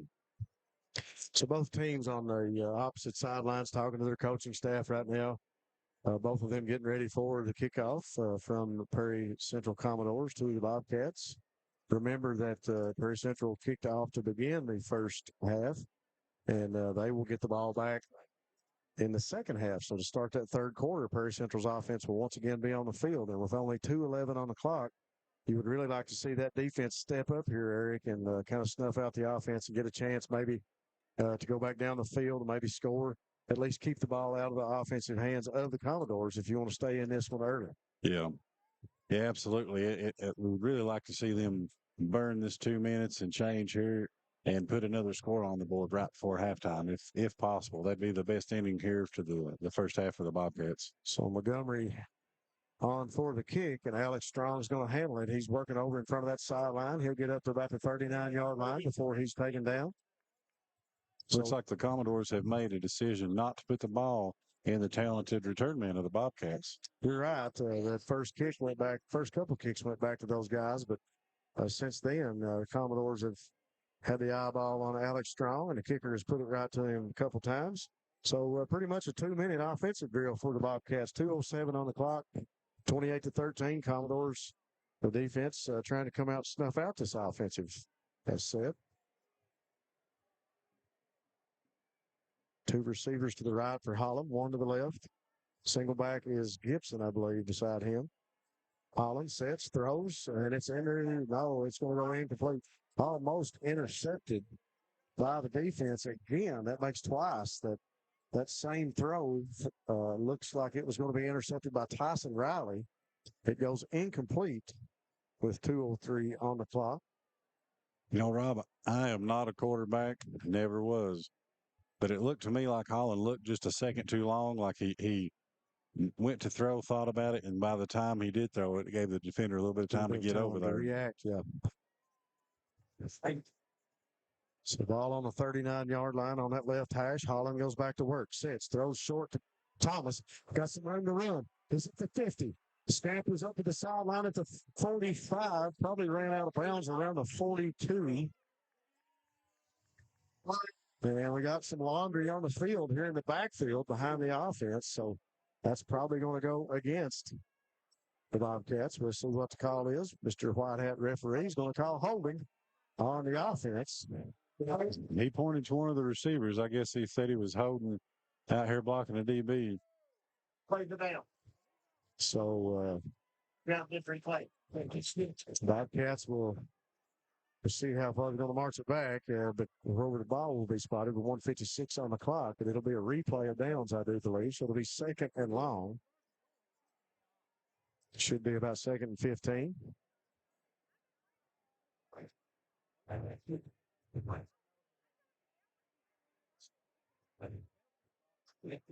Should be a 5-yarder. So it's going to be just shy of the 10-yarder. They got, okay, they're going to pick it back up and set it down at the 29-yard line.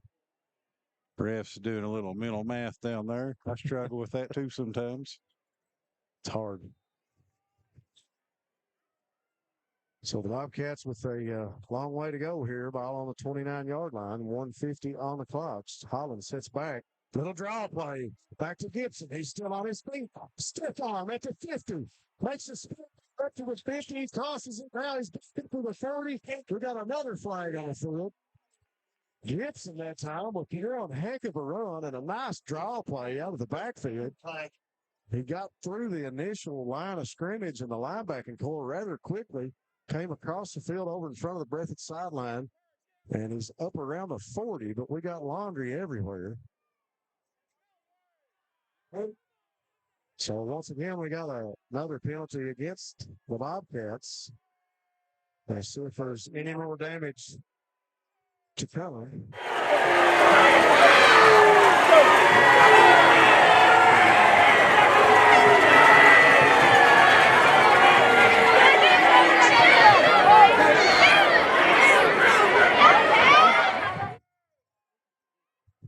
Getting his steps in right now, the referee is. So ball going to be spotted at the 43-yard line.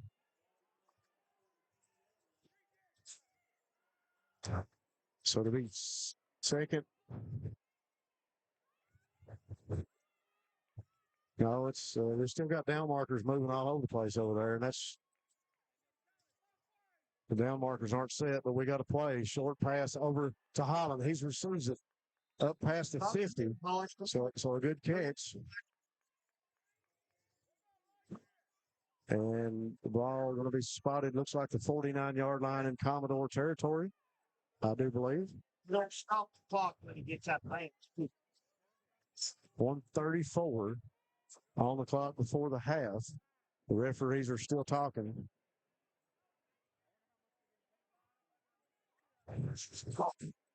Bulls, did we get this referee crew from Wish?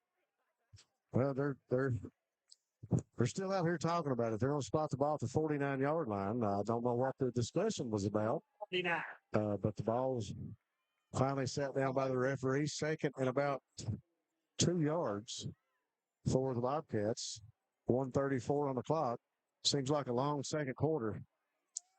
So Coach Moore has walked out onto the field to get a explanation from the referees. I don't think that was what the explanation he wanted. And he's still out talking about it with that judge. Not sure if that's the line judge or the back judge. Bobcat fans coming to their feet, making some noise here.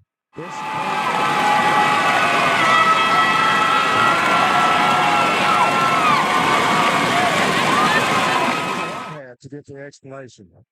So obviously the coaching staff not real happy about the call.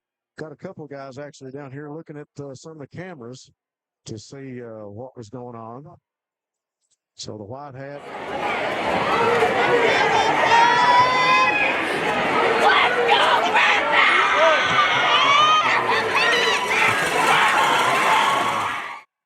Let's go, It's still He made some motions like it might have happened somewhere else on the field and didn't get caught. So, so Coach Moore getting the offensive play as we get back to business here at the Mike Holcomb Athletic Complex.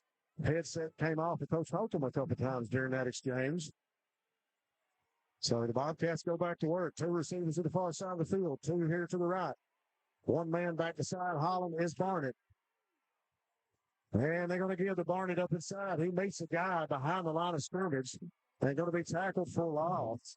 So the Commodores answer is big number 75, the senior, Landon Sullivan, with a tackle on Barnett for a loss of 3 yards. Yeah, that defensive lineman just won his personal battle up front there and made a big play right there for the Commodores. So it's going to be 3rd and about 4, maybe 5 yards for the Bobcats. Looks like 4, judging by the spot of the ball. 2 receivers each side for Holland. Man beside of him is Gibson. Sits back, short throw to Holland. He's got a blocker up in front of him. It's Barker. He's going to be out of bounds at about the 41-yard line. The young man on the tackle for the Commodores looked to be number 36.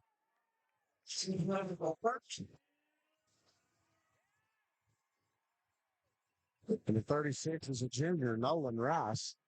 And that is a People's Bank of Jackson first down for the Bobcats as that moves the chains for quarterback Miles Holland as he goes back to work, waiting on a play call. Looks like we got about 52 seconds on the clock. 2 receivers each side.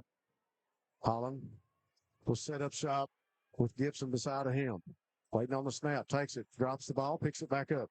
Looking down the field, plenty of time. Short throw to Gibson. And Gibson going to be dropped. Clock still runs with 39 seconds as he didn't get out of bounds.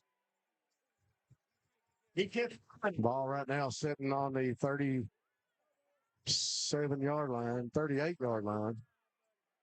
So Holland calling the play with 24 seconds now on the clock. He goes back to work. 2 receivers each side. Give up inside to Gibson. Lowers his head. And he'll get down to the 36-yard line. That'll bring the clock down to 12 seconds now before we'll get a whistle and a timeout. Bobcats, we'll take it. Keep it here? All right, we'll keep it here. 12 seconds left on the clock before half. So Coach Moore puts the running play in. Lets Gibson take it up, pick up a few yards.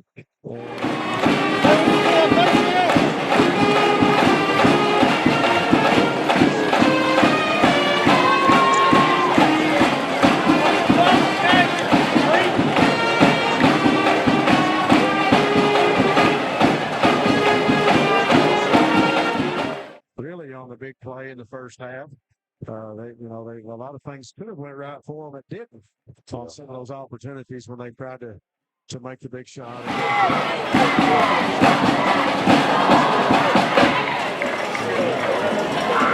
Let me give a warm, big, happy 52nd birthday wish to my good friend Doug Alden. We love you, Doug.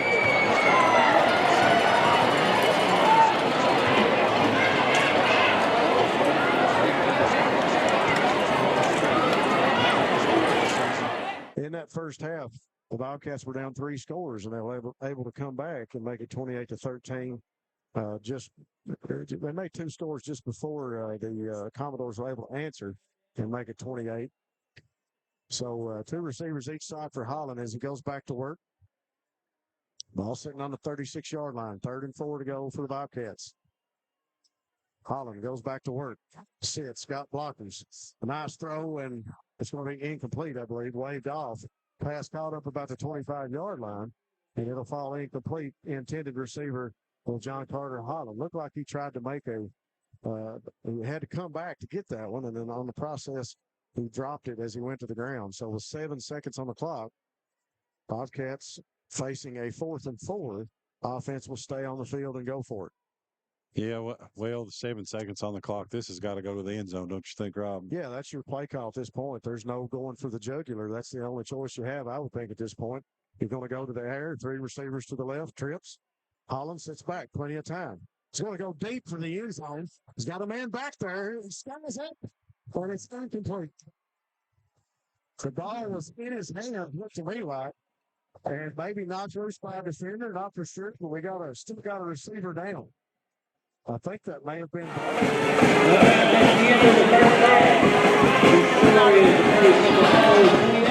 Combs. So number 11, Combs, not able to make the reception. He's tied up to make the catch. Ball comes out incomplete.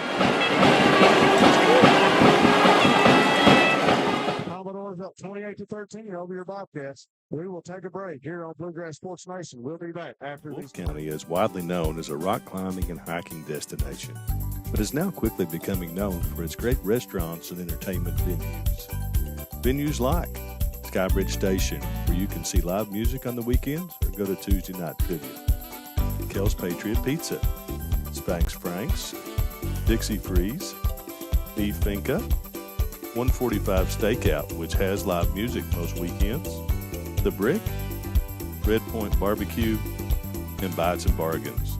Wolf County is naturally gorgeous, and Wolf County Tourism invites you to stop in and try one of these great restaurants on your next visit. Come see us at Jackson Medical Clinic Family Healthcare in Jackson for all your medical needs. Now also offering behavioral healthcare services. The clinic is open 7 days a week and will have new extended hours of operation beginning on January 1st, 2024.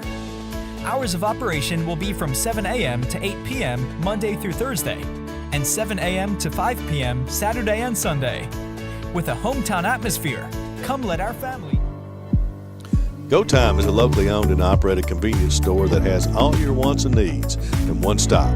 We have everything from quick snacks and cool drinks, a full-service deli, fresh coffee bar, soft-serve ice cream, and milkshakes. Also, make sure to check out our Little Caesars pizzas. Go Time, where the customer always comes first. Refuel your tank, refill your cup, and refresh your taste buds all in one stop at Go Time.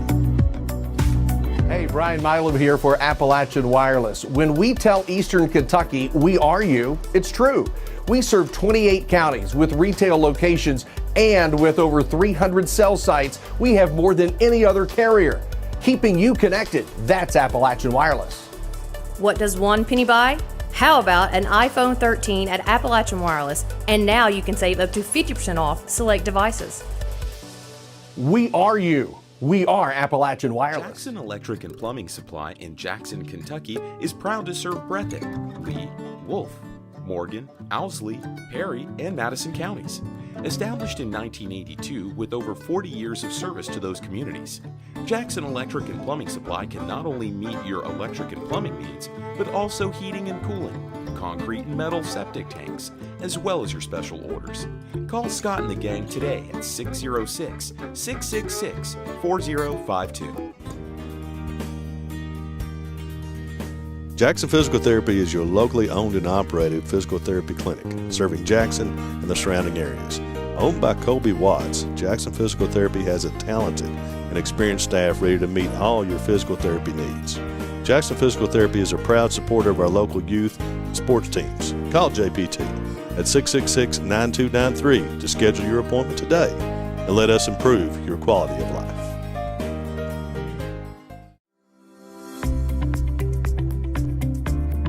People's Bank is proud to continue to invest in the Bluegrass State. Our team has years of experience right here in Eastern Kentucky. By partnering with People's Bank, we provide solutions, not just products. Our vision is to be the best community bank in America, and we would love a chance to earn your business. People's Bank, working together, building success.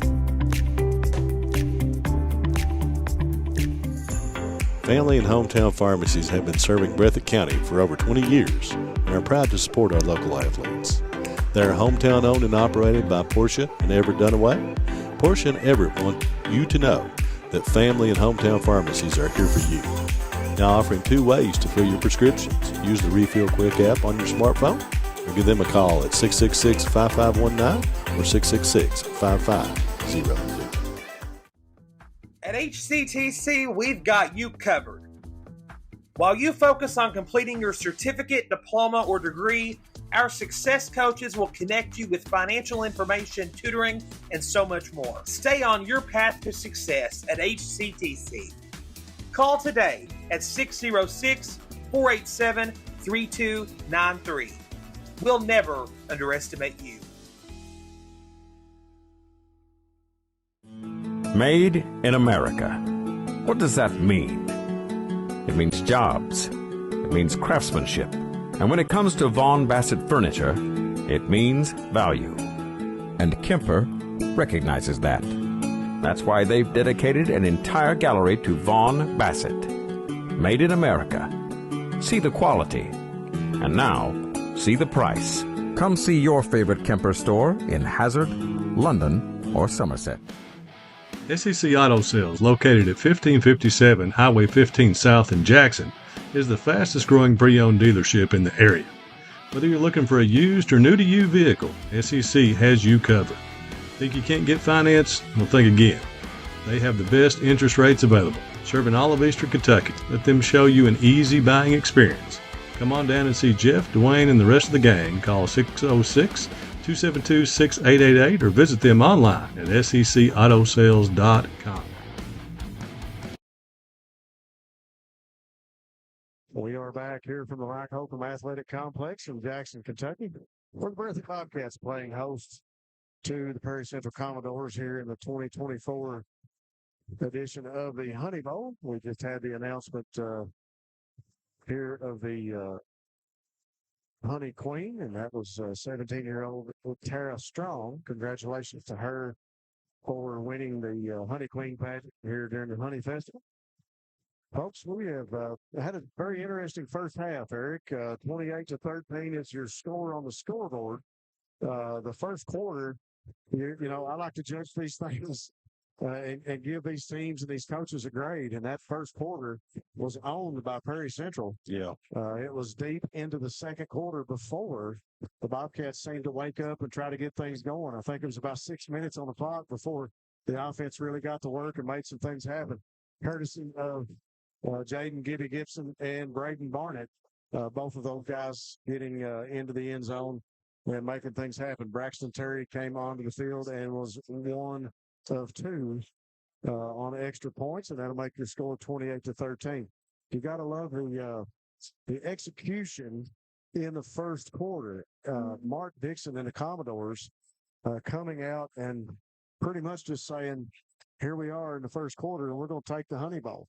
As they went up 3 scores early, 21-0, and trying to put a shocker on the fans and the Bobcats here at the Mike Holcomb Athletic Complex. Bobcats come back offensively and put the ball in the air and on the ground, getting into the end zone. 28-13. Still got a few minutes on the clock here during the intermission. We've got some festivities going on out on the field with some young people and some folks.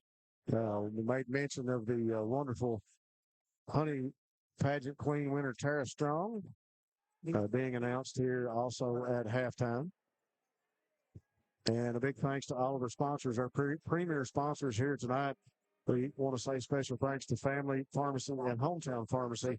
Those folks always have your safety at heart, and they are proud supporters of the Bobcats, and they are one of our premier sponsors here for Football Nation in Breathitt County. And we want to say also special thanks to People's Bank of Jackson. People's Bank working together to build success, and they are our first down sponsor here on Bluegrass Sports Nation for our game. To say special thanks to them, we'll take a quick break on Bluegrass Sports Nation and play some more commercials, and we'll be back after this message to bring you the second half here from Jackson. PDQ Sales and Services, formerly known as Jackson Wholesale Company, is a locally owned and operated convenience store and grocery store supplier with a full line of products. They have ice cream, groceries, meat, dairy, candy, and more. They even have janitorial supplies, including Tactical Strike disinfectant. Tactical Strike has been approved by the EPA to kill the virus that causes COVID-19. Give PDQ a call today at 606-666-2495. What keeps you going? Your love for the game? Your teammates? A victory? At ARH Orthopedics, our goal is to keep you pain-free so your body can keep going. There's no time for discomfort in your joints or ligaments caused by an injury. ARH Orthopedic providers specialize in treatment plans, from non-surgical and surgical options, so your care is entirely centered around you. Visit arh.org/ortho to find an orthopedic provider near you. ARH, more for Appalachia. Variety Pizza, located at 1189 Main Street in Jackson, has been family owned and operated for over 45 years, serving the community with fresh, homemade, and handcrafted pizzas, sandwiches, salads, and more. Carry out or stay and enjoy the newly renovated dining areas with private party spaces available. Stop by and see Lee and Al or call 666-5454 for Variety Pizza. Since 1962, Citizens Bank and Trust of Jackson has been proud to serve the community. They care about the people of Breathitt County and are the only locally owned bank in the community. With 2 branches in Jackson and 1 in Beattyville, they're never too far away when you need them. And with the latest innovations in banking, keeping track of your finances has never been easier. Helping to grow Breathitt County as leaders for over 60 years. That's Citizens Bank and Trust, member FDIC, equal housing lender. Hi, I'm attorney David Johnson. You may recognize me from some of our other ads, but injuries from an auto accident are no joking matter. With over 25 years of experience, our offices have the resources and expertise to go head to head with big insurance. While most of our cases get resolved without going to court, trust me, they know if the attorney you choose will take it this far. Either way, our clients get paid. So for all your legal needs, get the pros on your side. Wolfe County is widely known as a rock climbing and hiking destination, but is now quickly becoming known for its great restaurants and entertainment venues. Venues like Skybridge Station, where you can see live music on the weekends or go to Tuesday night trivia. Kel's Patriot Pizza, Spanx Frank's, Dixie Freeze, Beef Finca, 145 Stakeout, which has live music most weekends, The Brick, Red Point Barbecue, and Bites and Bargains. Wolfe County is naturally gorgeous, and Wolfe County Tourism invites you to stop in and try one of these great restaurants on your next visit. Come see us at Jackson Medical Clinic Family Healthcare in Jackson for all your medical needs. Now also offering behavioral healthcare services.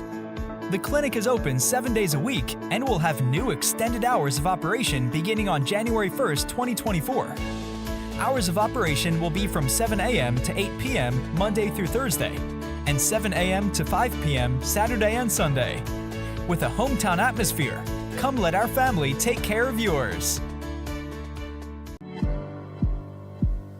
Go Time is a locally owned and operated convenience store that has all your wants and needs in one stop.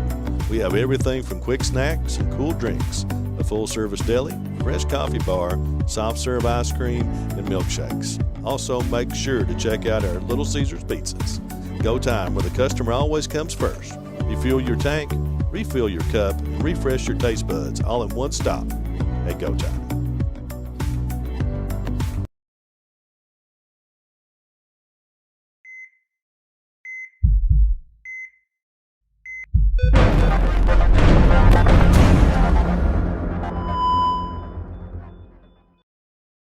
So, folks, we are back from the Holcomb Athletic Complex, and I want to say special thanks to all you folks out there watching. I recognize a few names coming across the screen.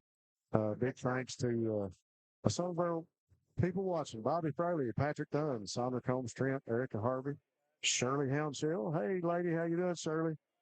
Chris Hardy, Saul Noble, Stanley Stevens, and Tyler Booth. Yes, Tyler Booth even watching us through tonight. So special thanks to all you guys and gals for tuning us in and bringing us in live to your home, wherever you may be. Hopefully you got 4 or 5 more people there with you watching it. We like to give you guys a shout out and give you guys some thanks for being there with us every week and watching us here on Bluegrass Sports Nation. We had a hot start, if you will, here early in the game for the Prairie County Central Commodore offense, and also a hot start up here in the press box. First time Eric and myself, we got Ty here with me at producer tonight, and it's kind of warm in here, and no air conditioning, and windows open. Well, finally, when the sun set and a little bit of breeze blowing across the field, starting to cool off here on the field for it's going to be it's going to get right before the game's over. That's a good thing we had the windows open. Yeah. Still got about a minute left here in the halftime halftime set for both teams, and some of them beginning to warm up, get their helmets back on. The Bobcats coming back out onto the field. Bobcats down by 2 scores, 28-13 here in the 2024 edition of the Honey Bowl. Something different that I kind of like being up here in the press box. The view's a little different, but I've been up on my feet a little bit more. Gives us a better look at the field, but when you got the post, as you guys well know, the cover and the roof here at the stadium, you got to look past some of those columns to get out on the field, but it's a good view. And a lot of people making comments early here today in the pregame that I was talking to. Everybody just loving the look and some of the drone pictures and some of the aerial footage that some people had been posting on Facebook. Just a great look at the field, and we want to give some props to Larry Turner. Larry does an excellent job of keeping the field ready to go. He paints the lines and the numbers and all the hash marks. And he was getting congratulated by a number of folks down there tonight on how good the field looked.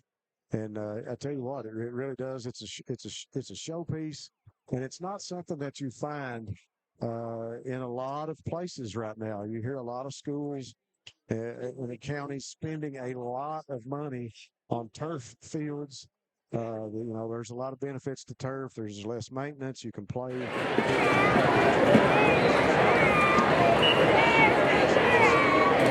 But what a great field we have here, and we want to commend Larry and some of the other folks that take care of it, that help mow it and take care of the Bermuda grass here at the Mike Holcomb Athletic Complex. Yes, they've done a fabulous job. The field looks awesome, Rob. It looks a lot better than it did when we played on it back in the day.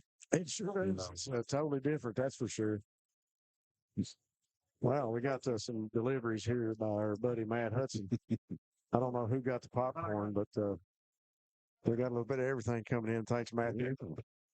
That's one of the pluses to having Matt run around here while Ty's up here running the computer board. Yeah, big shout out to Billy Jack Brewer as he just ran in front of the window here in front of me. Young man playing middle school football, and also a longtime lumberjack. Recognize that face real quick. 28-13. Still got a couple minutes here in halftime. And we just want to thank all of our sponsors. We want to thank you folks for watching. Eric, during the halftime set, if you're Mark Dixon, you got to keep them pumped up. You got to keep them focused, but you got to love what they're doing on the field offensively and defensively. Yeah, that's a fine line to walk for a coach, because you want to. You need to celebrate the fact that they played really well. You want to acknowledge that, but you definitely want them to stay focused and keep their head in the game. And I'm sure a veteran coach like Mark Dixon is going to be able to do that and keep his team, Got a little interruption there in front of Eric as he was talking about some things going on, and the window closed on him. So, we'll take another quick break, folks. We'll go to commercial here on Bluegrass Sports Nation, try to get Eric's window back up and get some air flowing. We'll be back in just a moment here on Bluegrass Sports Nation. YPK Motorsports is excited to help you experience the fun and adventure a quality Yamaha, Polaris, or Kawasaki vehicle can bring to your life. Now with 4 locations, YPK invites you to see our great selection of ATVs, side-by-sides, dirt bikes, and more. Come visit us in Jackson, Hazard, or Paintsville, or online at ypkmotorsports.com.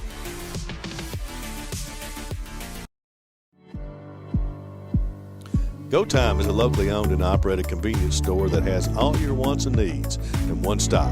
We have everything from quick snacks and cool drinks, a full-service deli, fresh coffee bar, soft-serve ice cream, and milkshakes. Also, make sure to check out our Little Caesars pizzas.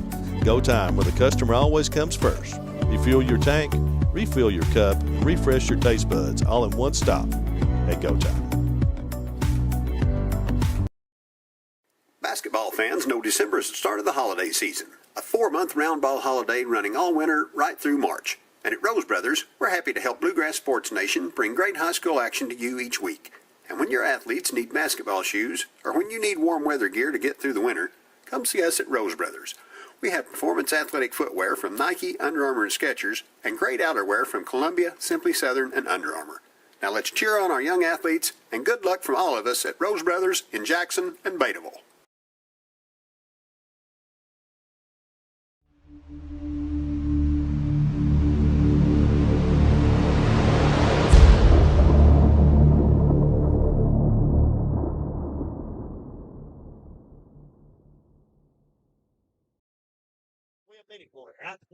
All right, folks, we are back. Bluegrass Sports Nation, fresh 12 minutes on the clock, courtesy of our timekeeper, Hubert Harrell. Young guy doing a lot of work here just to Eric's left. 28-13 here to start the third quarter. As we made mention of earlier, the Commodores will get the ball to start the third quarter. And looks like Tate Watts is back deep, as well as Gibson. And Gibson, just an explosive running back that we witnessed here early on. And the kicker for the Bobcats, of course, Braxton Terry. And number 16, I think that is Fields, will fall on it. Derek Fields, the senior, will fall on it and cover it up. I want to be spotted right around the 33, 34-yard line, I do believe. We'll see where they spot it. We don't have a ball on the field yet. Still waiting on a ball to come in for the offense of the Commodores. Well, I'm looking too, Mr. Referee. Looks like the 34-yard line is where the offense will set up zip code to start things here in the third quarter. Right in the middle of the field. A.D. Johnson and Prairie Central will go back to work. Two receivers to his left. He puts one in motion. He turns, busted play. He's got a blocking man. He goes right up the middle. And Johnson will be tackled after a pickup of about 3 yards. Looked like a busted play. Johnson made a couple of turns looking to hand off the football and had to get behind his blockers. And one of those was the senior, big Colin Combs. Colin coming out of that running back position, doing a fine job for him here tonight at PCC. That's a real good push up front at the point of attack by the Commodores, able to make some room for A.D. Johnson there. Two receivers with the far sideline for the Commodores, one here in front of us. Two running backs. Combs now will go, and he will jump over to the right side of Johnson. Johnson turns, gives to Gibson. Gibson with a blocker. Makes one man miss. There he is, midfield. He's up about the 40 into Bobcat territory. Past one more defender, and he looks like Eli Thomas tries to get to him, and Gibson is going to rumble into the end zone. He's tripped up by Gibson there at the last minute, but he will make it in for the score. So once again, Caden Gibson, and we just made mention of him going to work for the Commodores. Some big runs here for Gibson tonight. I remind you, Eric, that he is another phenomenal freshman on this field tonight. Yeah, he's making his presence felt here. He's had a couple of big plays, and they've blocked well for him. And he's explosive. He gets the ball and gets some legs moving. So with 11:01 still on the clock, less than a minute gone here in the third, and Bo Bacon will come on to kick another extra point attempt for the Commodores. Bacon puts the boot to it. The kick is up, and it's good. And that'll make it 35-13. Commodores come out early in the third and try to extend that lead out even farther. And that scoring drive brought to you by Family Pharmacy and Hometown Pharmacy. Once again, they like to remind you they have your safety at heart, and they are proud supporters of the Bobcats. That is the last way you wanted to start the second half if you're Coach Kyle Moore in this Breathitt County football team. And it's exactly what you wanted if you're Mark Dixon in that Perry County Central team. That was a big-time play. You know, momentum's already on the side of the Commodores. The Bobcats are going to have to get their, tighten up their chin straps and go out here and try to answer that, Rob. We haven't executed very well. It's been a ball game of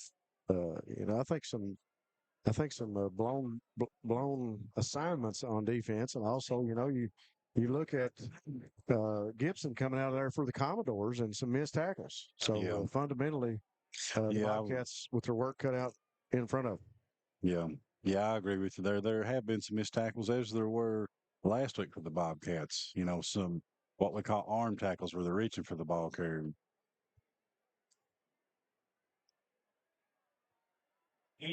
So Thomas going to handle the kickoff, and he's at the 20. Tries to shake and bake up to the 25 to 30 on the sideline. Knocked out of bounds right around the 40-yard line. Into the sideline tent for the Bobcats.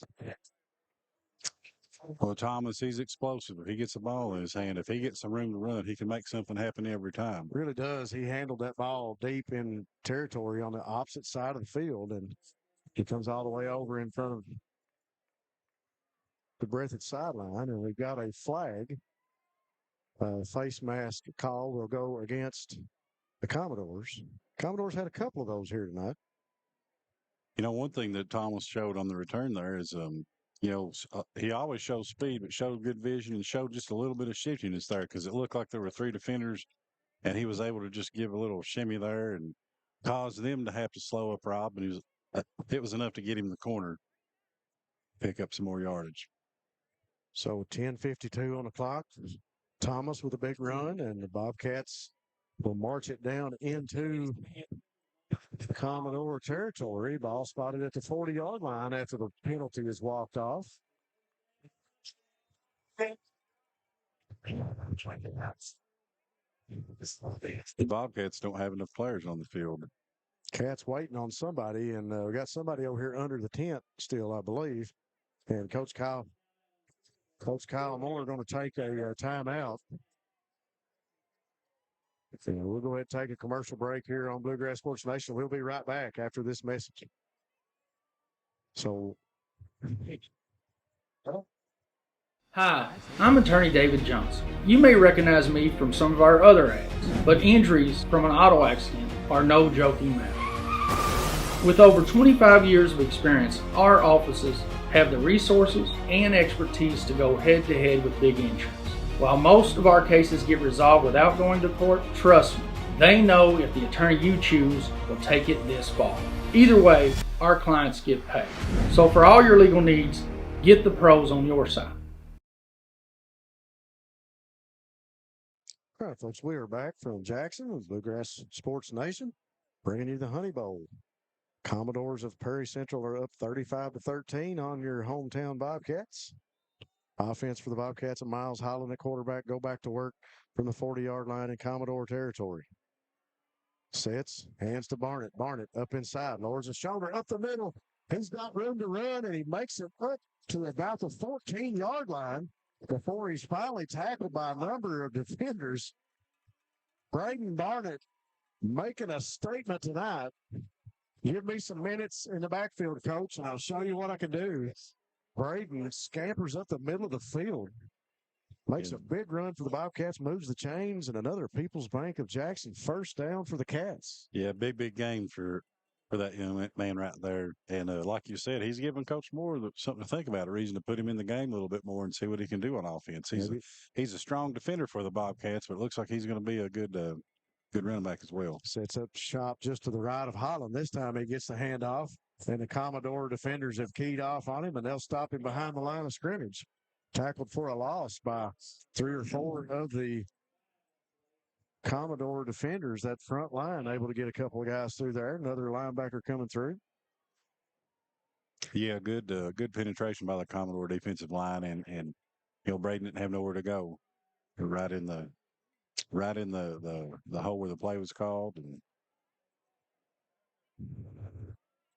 Waylon Abner suffering for some cramps, I believe, right now. He'll come off the field, and Dawson Hayes will come in at center, and Carson Miller will bump over to the guard position.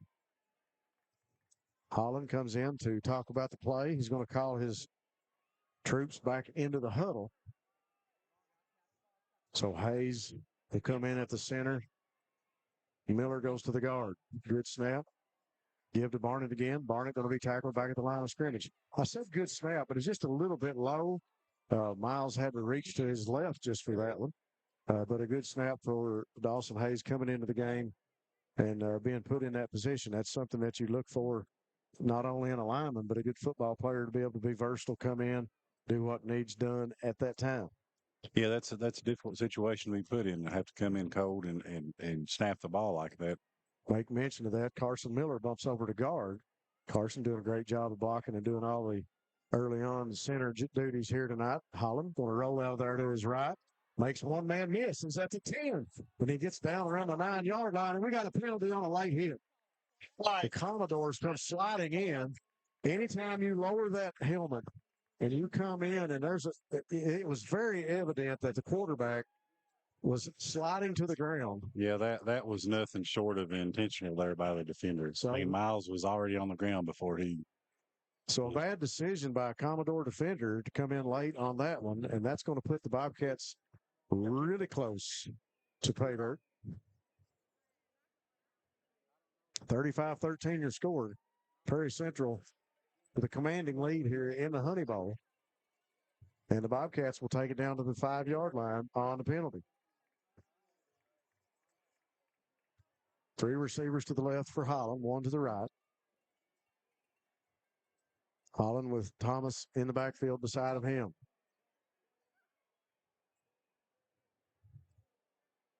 Calls for the snap. Good snap from Hayes. Holland sits back, fakes, pumps. Still on the ground, and he'll throw it out of bounds. So the ball will go back to the 5-yard line. It'll be 2nd down and go. You know, we got to comment on it again. There's smart quarterback play by Miles Holland, Rob. He throws it away when he needs to, slides when he needs to. He's protecting the ball and protecting himself, and that's what you want to see out of a young quarterback. He had trips to the left, and he rolled to his right. He had one receiver over here. He didn't like what he had, and he decided to try and run it, but when it wasn't there for him, he needed to get rid of it, and he did. Ball spotted back on the 5, 2nd and goal. Fake inside, quick pass, and Eli Thomas, they're going to spot him down at the 6-inch yard line, I believe, and nose of the football right on the goal line. So with 8:36 on the clock, Bobcats get a little closer to cashing that check. You know, the quarterback, Miles Holland, he seems comfortable with Eli Thomas. You know, those two have played quite a bit together, and he's comfortable when he's in the pattern and getting the ball to him. He's got some confidence in him. Thomas with the reception. He rolled forward. Forward motion didn't take him into the end zone. Ball spotted on the 6-inch line. We got whistles on the field, and we got a timeout charged to Prairie Central. So we'll take it with them here on Bluegrass Sports Nation. We'll be back after these messages.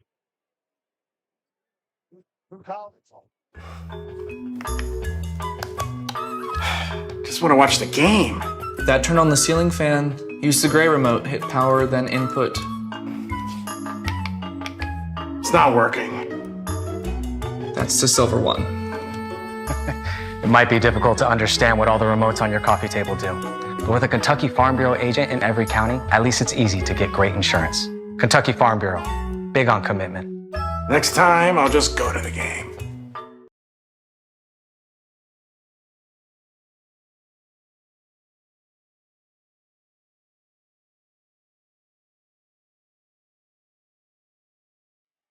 All right, folks, we're back. Bluegrass Sports Nation, 35-13. Commodores with the lead, 8:04 on the clock. Bobcats with the nose of the football on the goal line. Offense will come back out, go to work. Barnett and Gibson back in the Wildcat. Takes the snap. Barnett, the blocking back. Gibson is in for the store. Now that, my friends, is a family pharmacy and hometown pharmacy storing play. Brought to you courtesy of the Bobcats. We've got a player down in the end zone. See what's going on down here to our right. The Bobcats are able to get the ball in the end zone courtesy of Gibson and Barnett. Barnett in there to block it back. Gibson in at the Wildcat position at quarterback. I think we got another cramp down here. We're getting stretched out. It's like Coach Baker down there got the leg up, and he got a couple of other coaches coming out trying to stretch out the young man. It might be Gibson down in the end zone getting stretched. We'll take another quick break here on Bluegrass Sports Nation. We'll be back after these commercials. What keeps you going? Your love for the game? Your teammates? A victory?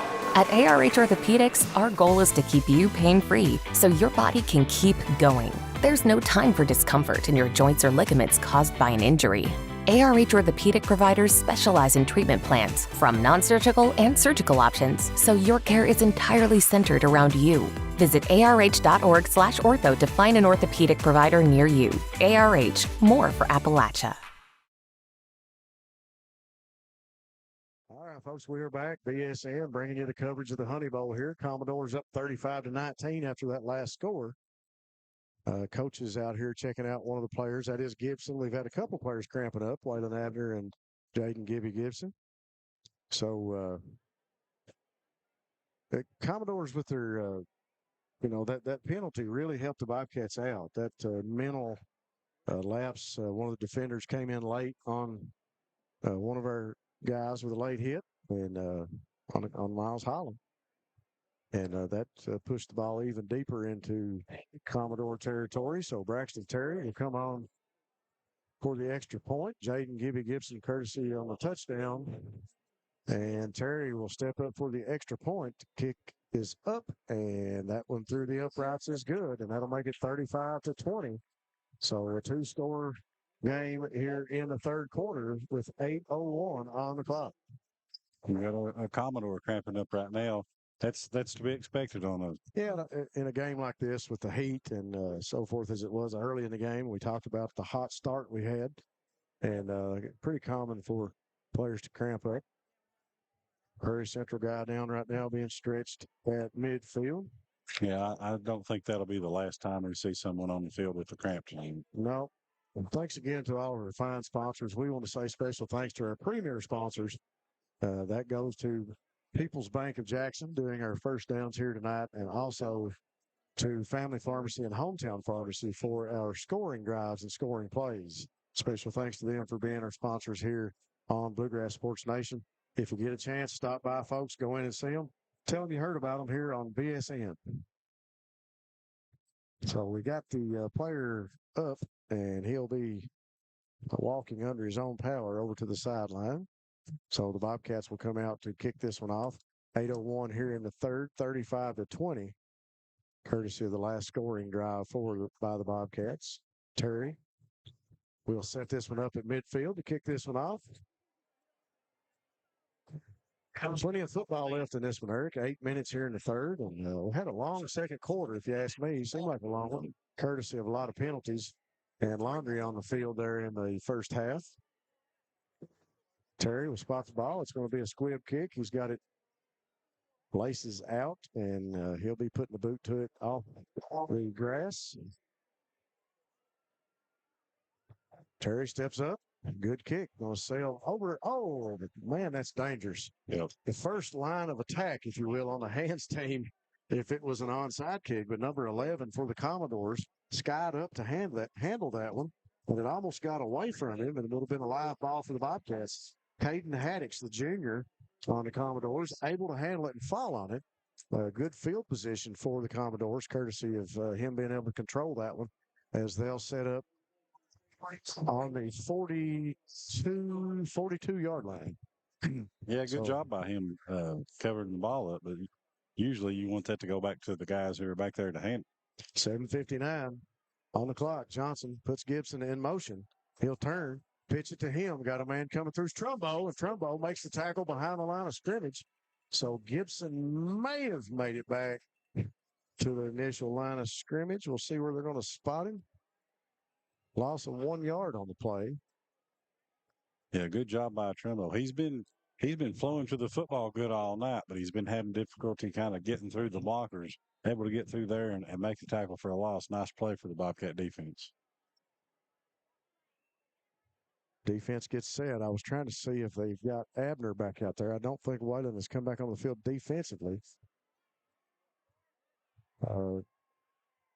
Johnson going to sit back and throw it deep. He's got a guy on the sideline, and it's caught. Big catch by the Commodores, and that'll be Fields again on the reception.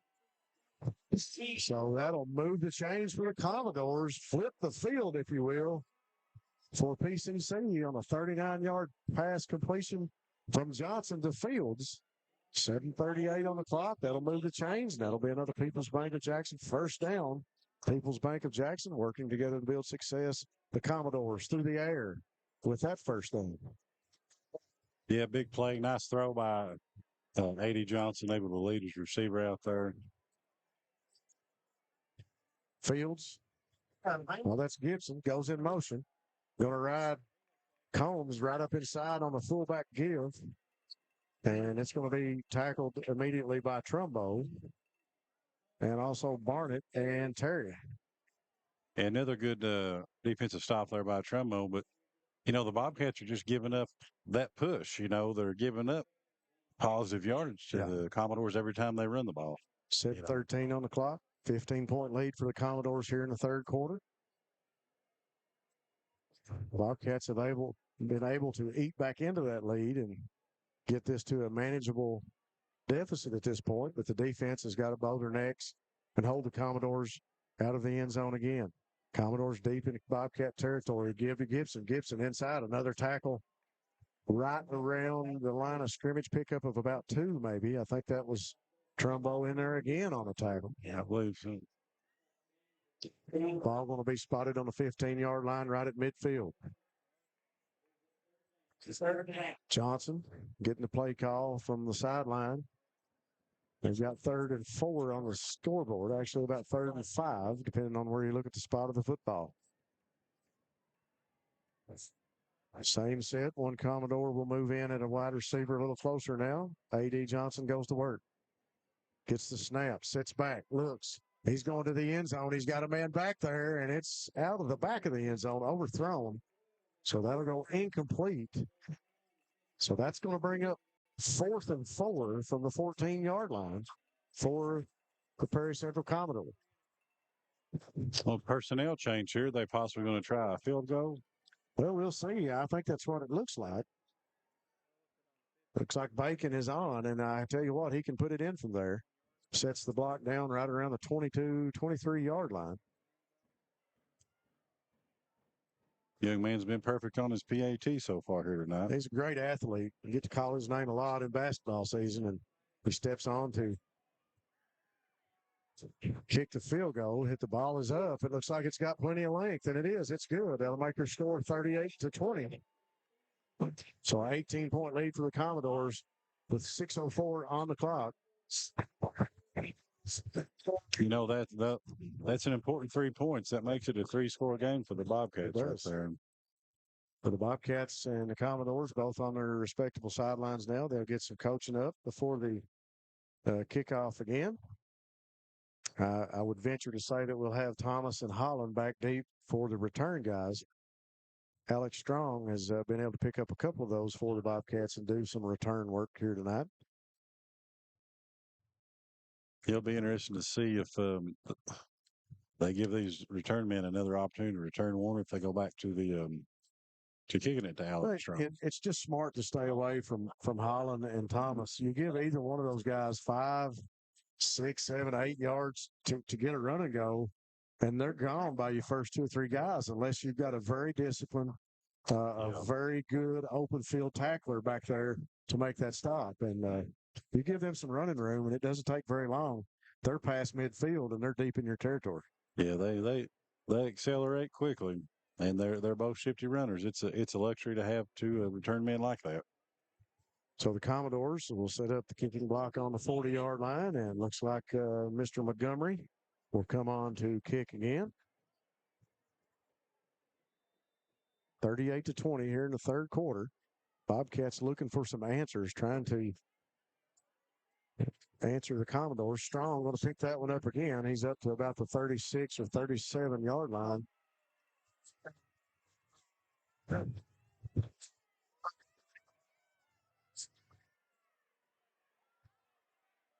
Yeah, I don't think they're going to. Complaints from the coaching staff falling on deaf ears out on the field. 5:58 on the clock. 38-20. Commodores with an 18-point lead. Even having another announcer here in the booth talking about the unsportsmanlike conduct that was not caught. A lot of the players and coaches alike were looking for that penalty. It didn't come. Yeah, I mean, you can understand no one's going to see everything, but that was kind of right out in the open and obvious. It looks like Abner's back on the field for the Bobcats. Miller back in there snapping. Holland goes to work. He's going to throw. Intended. Caught by Terry at the 50. Terry Sexton turns at the 50. Still on his feet at the 30. as Braxton Terry has took on 3/4 of the Commodore defense and left him on the ground. He makes it up to the 40-yard line before he's finally brought down. Had to be 7 or 8 Commodores trying to make the tackle. Terry stays on his feet, says, "Lead me in, coach."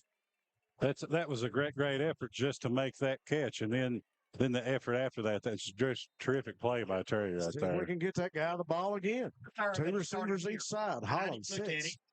Ball in Commodore territory at the 39. Holland pumps, rolls to his right. Got a guy coming. He's going to throw deep. He's got a guy in the end zone. Tripped up.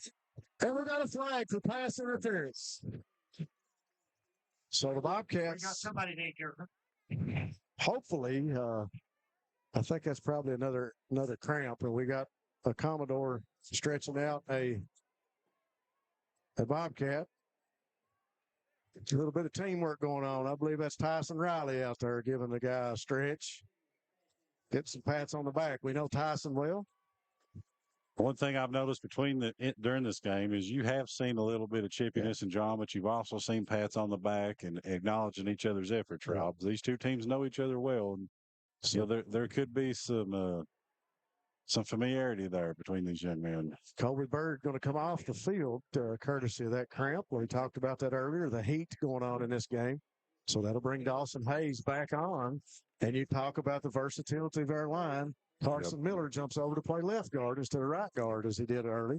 Dawson Hayes comes on to snap. 3 receivers, trips left now for the Bobcats. Single receivers Combs here to Holland's right. Gibson in the backfield. Takes the snap, sets, looks to his left, throws short, out of the hands. And it goes through Adam Spencer as he couldn't hold on to that one, just threw the gloves. And that pass will fall incomplete with 5:22 on the clock. 38-20 is your score, 18-point lead for the Commodores. Bobcats come out, 2 receivers each side now. Gibson just to the right of Holland.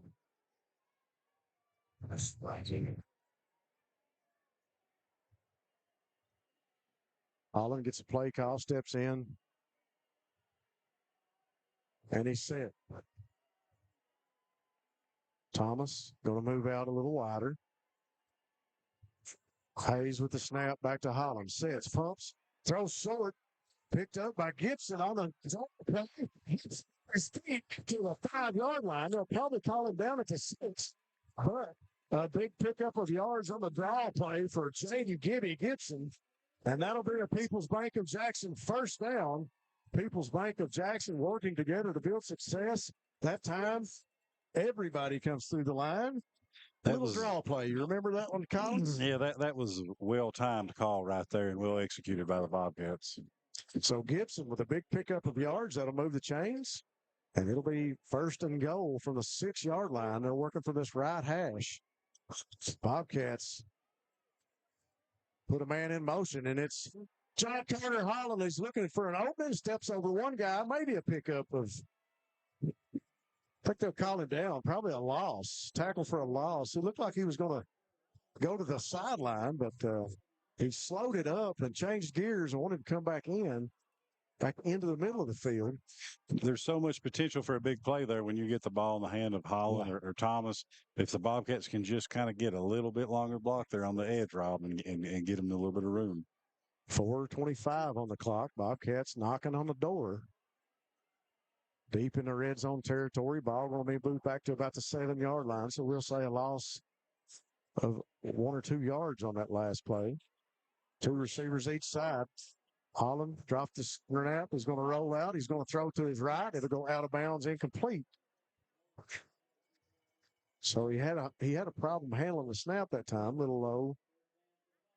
And it'll bring up 3rd and 7, 3rd and goal for the Cats. So Hayes will come back off the field. I think we've got everybody back in at the lineman position now. Tayton Skidmore, Colby Bird, Carson Miller, Waylon Abner, and Sawyer Hall all on the line for the Bobcats, doing a great job tonight. Some of them battling cramps here late in the game. Holland will come back onto the field with the play call. One running back each side, Thomas and Gibson. Fake to Gibson, throws short to Holland. Holland on his feet, go to the corner of the end zone. And that, my friends, is a Jackson Family Pharmacy and Hometown Pharmacy with Jackson scoring play for the Cats as they'll put it in the end zone with 3:59 on the clock. Fans taking a rocket to the light show here at the Mike Holcomb Athletic Complex. Well executed play there by the Bobcats. I like that call by Coach Moore, Rob. Great play call. John Carter with a lot of room to work after the catch.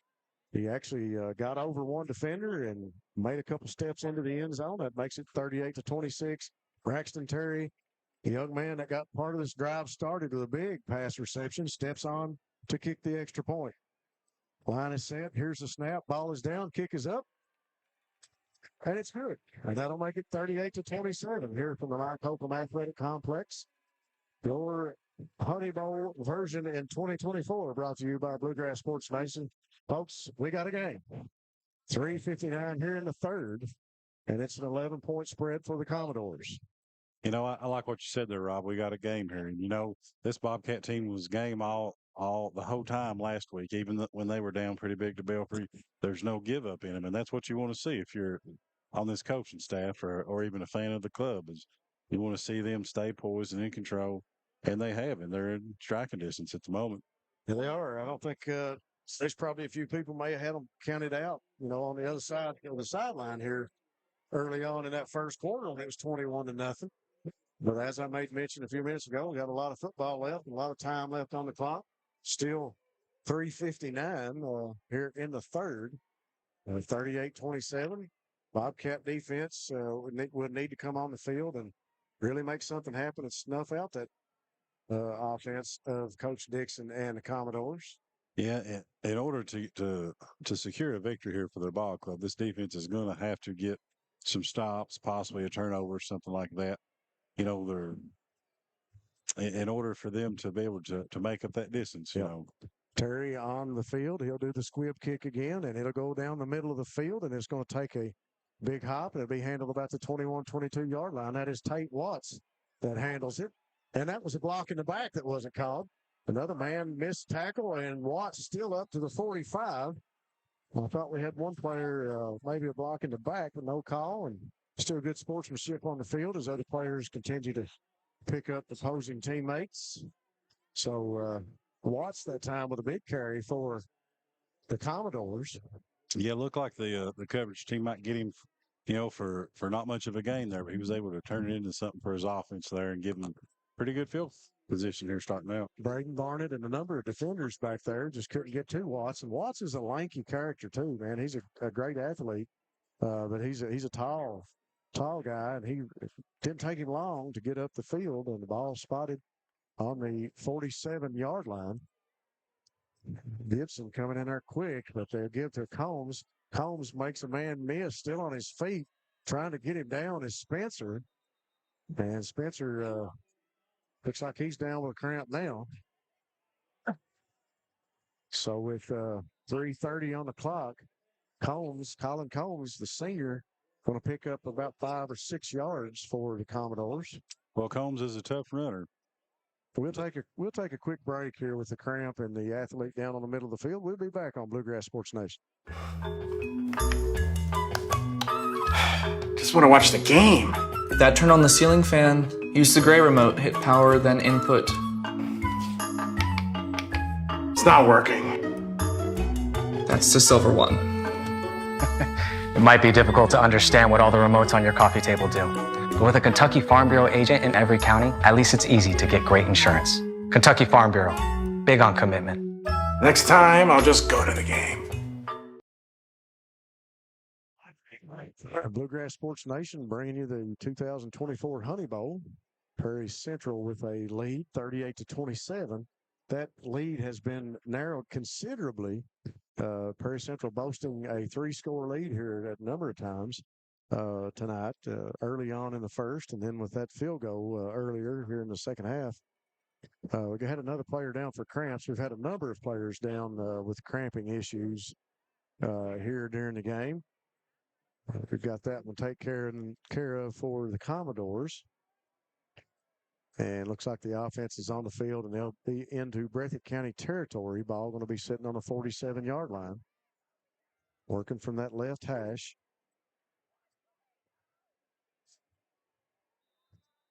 Combo receivers to the right, one receiver here to the left. Man in motion will go out and be the third receiver.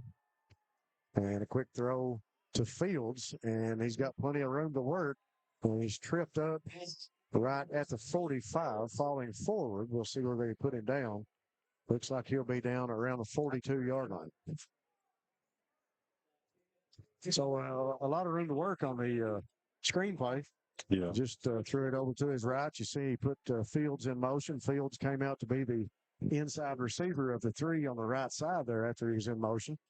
Yeah, and he got just enough of a block to open that up for the first down as well. Gibson was the man that was in motion that got the middle receiver. The pass was thrown complete to Fields. So the defense does not move on the hard count. A.D. Johnson goes back to work. Give up the middle of the field. Tackled immediately. Wow, what a tackle coming in there. And that was Braxton Terry on the tackle. Man, what a tackle. Yeah, I'd like to see a little bit of more of that out of this Bobcat defense. We got instant replay. Can we pull that one up real quick? Da-da-da. So big tackle by Terry to stop the ball carrier. It'll be 2nd and 9. Ball over on the right hash. And they're working from the 41-yard line. Johnson at quarterback. Once again, he puts Gibson in motion. And he's going to do the same thing. Sit back, throw it to Fields. Fields tripped up and tackled. Played much better by the Bobcat defense that time. And a big tackle for a loss by John Carter Holland. Yeah, excellent reaction by the Bobcat defense there. 2 players able to get over there and make sure that they were able to get a gain on that play. Well, Coach Dixon seen something that he liked on that first one because Fields was wide open and had some room to run. And Fields is very similar to our running back core. You give him some room to move, and he's going to be gone. Yeah, that's a good point. But one thing is they're on that hash. They didn't have as much room over there as the first time they executed it. 2 receivers to the right. Johnson going to roll to his left. Chased out of there by Sawyer Hall. He'll make the throw across the middle, and it's caught by number 8. Big reception. Big hit on the quarterback that time. Don't know who made the initial tackle, but the reception up the field is what matters for the Commodores. Sophomore Tyler Robinson on the reception, and that'll move the chains for the Commodores. That'll be a People's Bank of Jackson first down for Mark Dixon and the Commodores. Ball spotted on the 23-yard line, working from the left hash. Give to Combs. Combs lowers that shoulder and rolls up to about the 20-yard line. So a pickup of 2, maybe 3 yards. Another good push up front by the commander, or Commodore, that is, offensive line. But one thing I've got to say, Rob, it seems to me like the Bobcats have their tackling has improved here in the second half. I'm sure that the coaches kind of got in their ear and told them no more arm tackles. You know, they're tackling more sure here, and it's helping. They're not.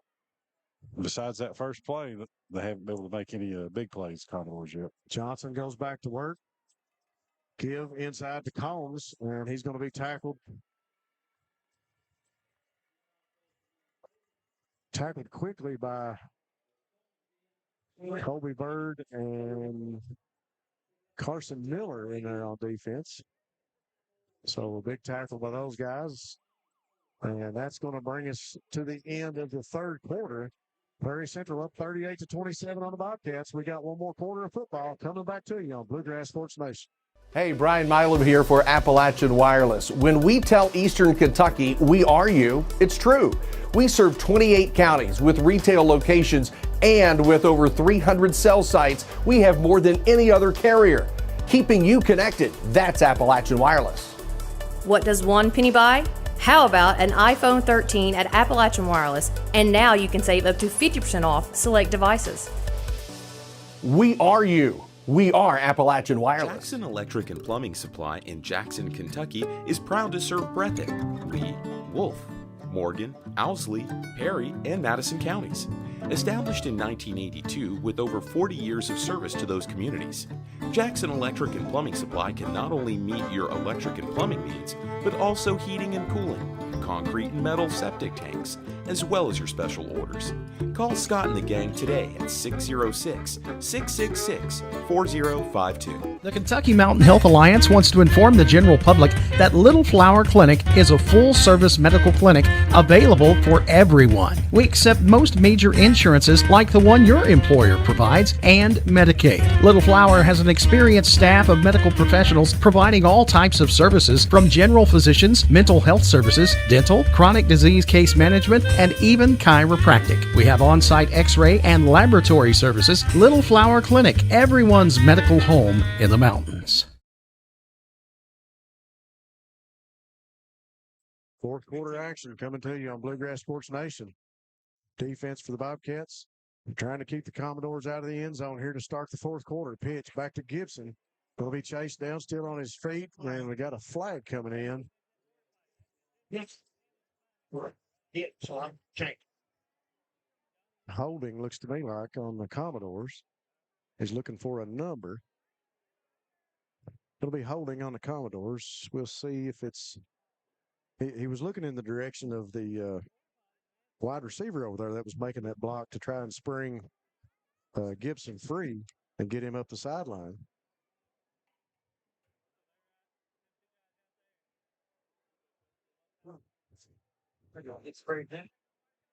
And that was third down. 11:55 on the clock. That was third down. That's one.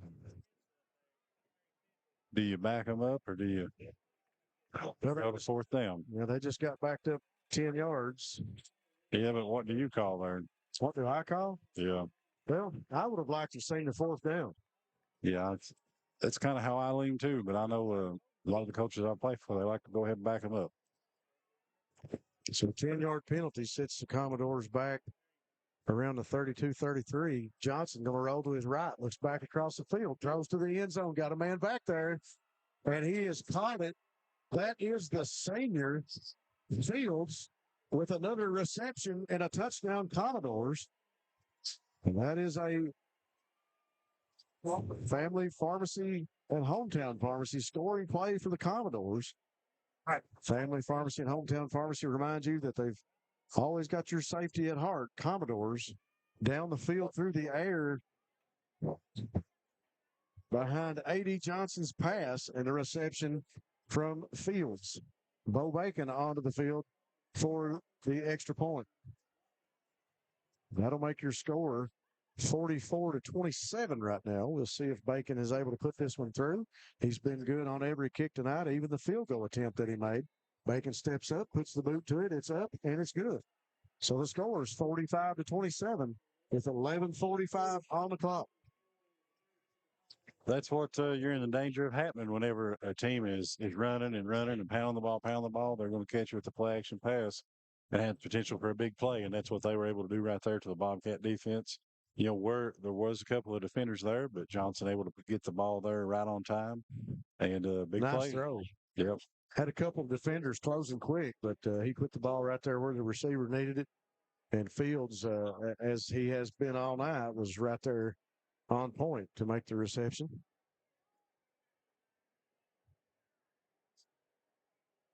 Yeah, every time the Bobcats inch a little closer, the Commodores are able to, put another score on the board and pull the lead back out some. Been a heck of a football game to see the fight and the comeback in the Bobcats, and then to see the Commodores turn around and answer them. Every time the Bobcats have come clawing back, Commodores have put another 6 points on the board. We stand at 45-27 with 11:45 on the clock here in the fourth.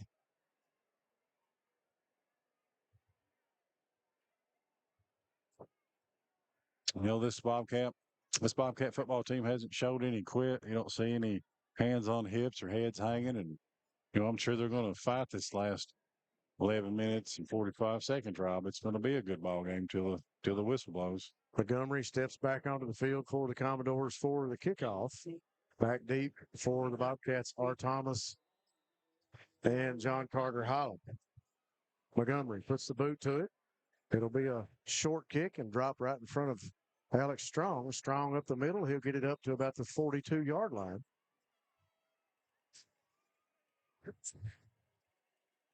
So the Bobcats with good field position as they'll take over on a People's Bank of Jackson first down.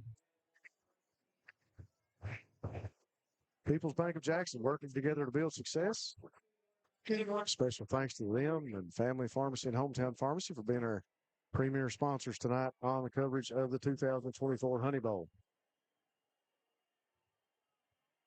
Bobcats go to work from the 42 on the right hash. Two receivers this side, Holland and Barker. Single receiver to the right, looks like Combs. And Holland will have Gibson and Thomas in the backfield with him. Fake inside, short throw to Thomas. Thomas caught and tackled right at the 49-yard line. Quick pitch and catch from Holland to Thomas. And Thomas just able to get out in the open field, turn, make a quick catch, and he was tackled immediately right around the 49-yard line. So it's going to be second down and 3 for the Bobcats as they'll go to work from the 49, trying to get it into Commodore territory. Rob, I like the quick pitch and catch there. Get some easy yards. Kind of get a good quick start to this drive. Looked like a fake inside, but it's a give to Gibson, and he's going to be rolled up into Commodore territory where he will pick up the first down. That'll be another People's Bank of Jackson first down for the Bobcats. Chains will move. Bobcats will go back to work from the 47-yard line. You know, something I would really like to see the Bobcats work on is like an intermediate pass game, Rob, because I think they've got the receivers to work on that thing. And Holland, it looks like a talented quarterback. Two receivers with the far side of the field. One running back each side of Holland. Single receivers, Combs here in front of us. Holland gets the play call, goes back to work, sets, snap from Miller, sets back, plenty of time, throws across the middle, and incomplete for Barker. The ball just got by him, and it fall incomplete. That'll bring up second and 10 for the Bobcats. It wasn't completed, but that was an impressive throw by Holland to have the confidence in his receiver to put the ball in there where he did. Yeah, nice throw. They say they put it on a rope. That time he put that one on a rope, and it was intended straight across the middle of the field for Barker. He just unable to hang on to it. Yeah, it was well-placed throw. If he was able to grab it, would have been a first down, and it was placed where no one else could get it. Well played by the defender, too. Catch by Combs is made, but he'll get back to the line of scrimmage, I believe. A third and 10. So just a little inside route for Combs as he came back to catch that one, and defender had closed on him. The corner had closed really quick and made the play. No gain. Third down and 10. 10-19 on the clock. Your score, 45-27. Two receivers each side of the field for Holland. Single back beside of him is Gibson. Holland sits back, looks down the field. Flushed out of the pocket. He runs to his right. He's going to keep it. He's going to slide down around the 40-yard line, so it'll be fourth and about 3 yards. You know, I think it's about the third time I've said it, but another good decision by Miles to protect himself there on the play because the defender was there. He wasn't going to be able to pick up the first down, pick up all you can, and don't take an unnecessary hit on your quarterback. 4th and 4 from the 42-yard line. They'll call it 4th and 5.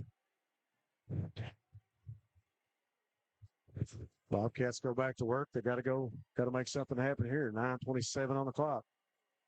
Trips left. Holland sits back. He's going to throw. It's tipped and knocked incomplete by Sullivan.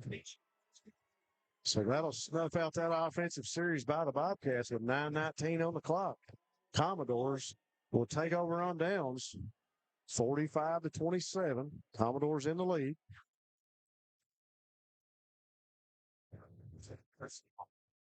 Bobcat defense got to come on the field to go back to work. Got to try and find an answer for the Commodores here early in the fourth quarter.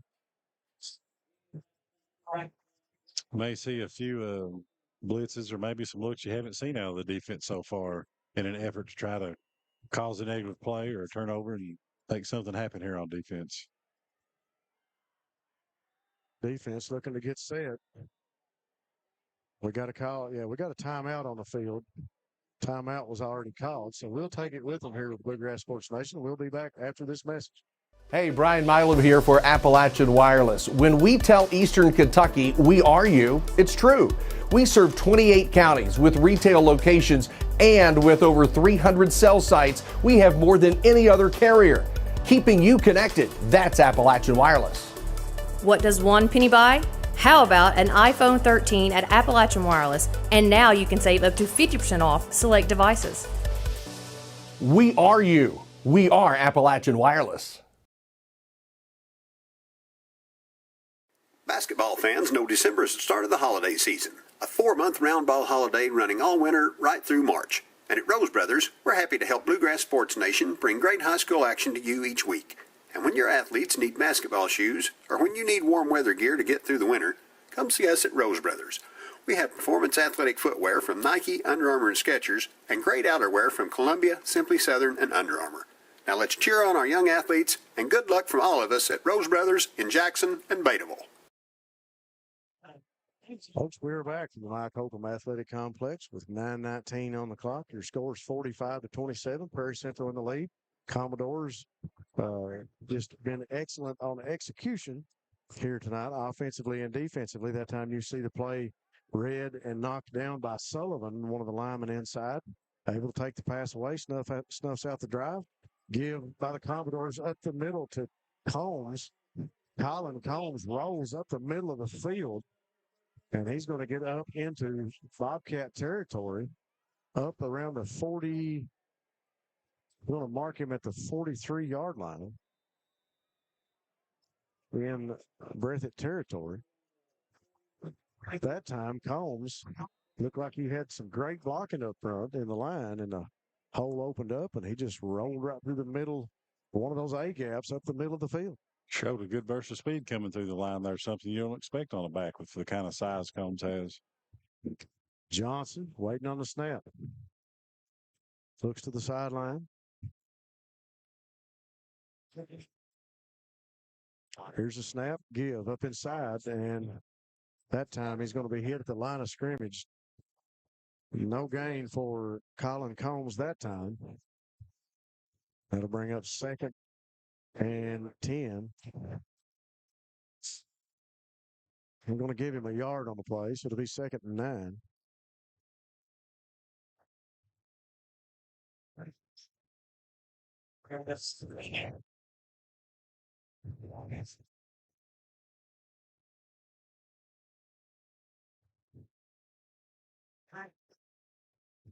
Bobcats still need 3 scores, Rob. They really need to try and get a stop or a turnover out here if at all possible. Clock running with 7:50 on it now here in the 4th, 45-27.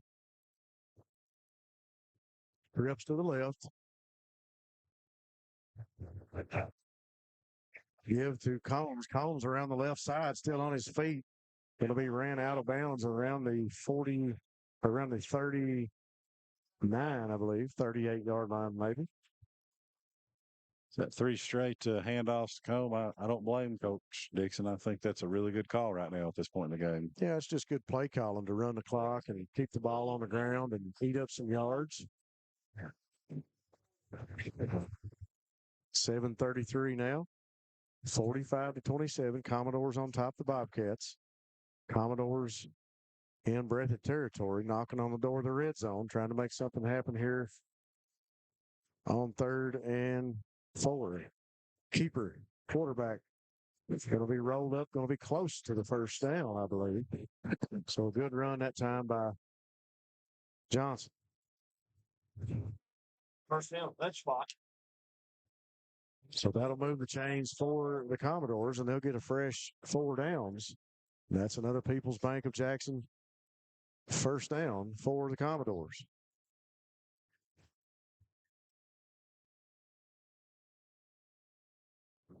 Right now. Commodore offense comes to the line of scrimmage, 2 receivers each side. One back beside Johnson is Combs. Johnson will give to Combs up the middle. Got a great block, still on his feet. And he'll get tripped up and go down around the 19-yard line.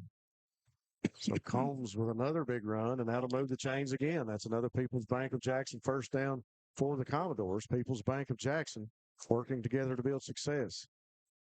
Combs will go out of the game. Rob, at this point, I don't think you would think about putting the ball in the air. I think you keep handing it off to your talented backs. Run as much time off as you can. I would have to agree with you on that. I think that's a good play call. That's what you're going to keep doing.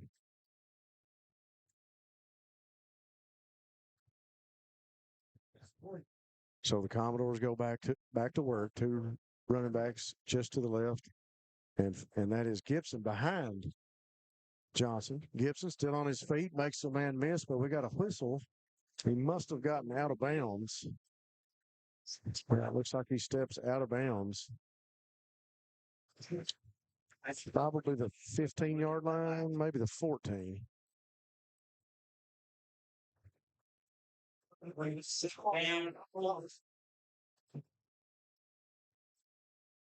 So the ball just shy of the 15-yard line, closer to the 14. Working from that left hash, Commodore offense comes back out, 2 receivers each side of the field. It looks like A.D. Johnson has Bryson Johnson just to his left. He does. Bryson gets the handoff, and he'll be tackled up around the 11-yard line. Let's see.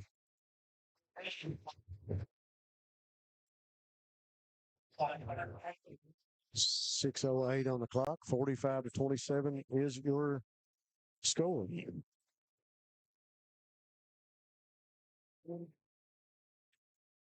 Commodore line comes to the line of scrimmage. 2 receivers to the left, 1 to the right. Combs back behind Johnson. And move Combs up to his left, sit back. Johnson going to keep it. And will be tackled at the 10-yard line. That'll be enough for another first down, I do believe. I think Johnson ran out of his cleat. Either that or a cramp. Looks like he's out of his cleat. Yeah, we'll take a break here on Bluegrass Sports Nation. We'll be back after these commercials. Go Time is a locally owned and operated convenience store that has all your wants and needs in one stop. We have everything from quick snacks and cool drinks, a full-service deli, fresh coffee bar, soft-serve ice cream, and milkshakes. Also, make sure to check out our Little Caesars pizzas. Go Time, where the customer always comes first. Refuel your tank, refill your cup, and refresh your taste buds all in one stop at Go Time. Hi, I'm attorney David Johnson. You may recognize me from some of our other ads, but injuries from an auto accident are no joking matter. With over 25 years of experience, our offices have the resources and expertise to go head-to-head with big insurance. While most of our cases get resolved without going to court, trust me, they know if the attorney you choose will take it this far. Either way, our clients get paid. So for all your legal needs, get the pros on your side.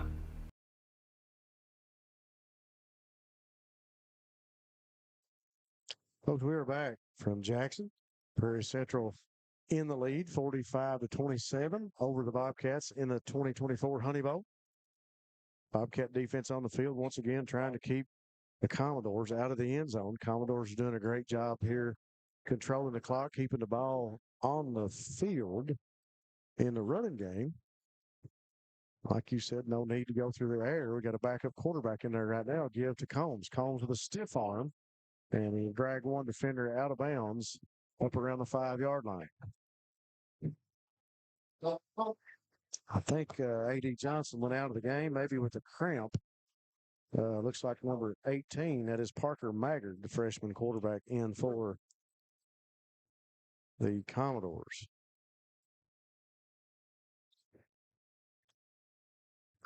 Johnson back into the game now. A.D. will come back in at quarterback. 2 receivers to the left, 1 to the right. Combs just to his right. Waiting on the snap. He'll take it. Look inside. Combs dances, and he'll go across the goal line for another score for the Commodores. And that is a Family Pharmacy and Hometown Pharmacy scoring play for the Commodores. Family Pharmacy and Hometown Pharmacy, proud supporters of the Bobcats. They remind you that they always have your family's safety at heart. Long physical drive there by the Commodores. It was. Bobcat defense, you can tell, is getting tired out there, Rob, and who wouldn't be under these circumstances? 4:56 on the clock. Bo Bacon will come back on for another extra point attempt.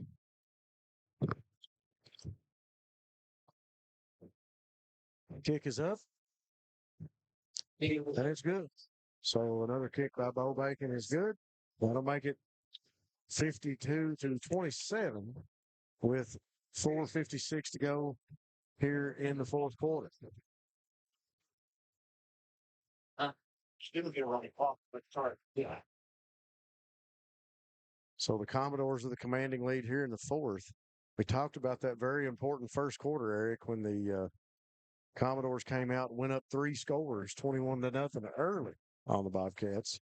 And that's weighing on the minds of a lot of folks right now. Defensively, we didn't do our job early, and the Commodores had their way with us in the first quarter.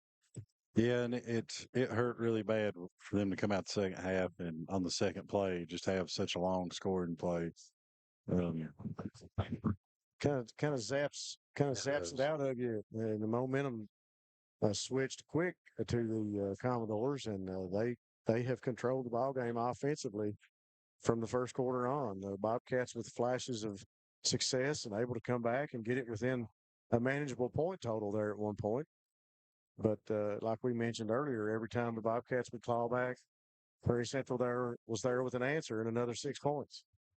52-27. 4:56 on the clock.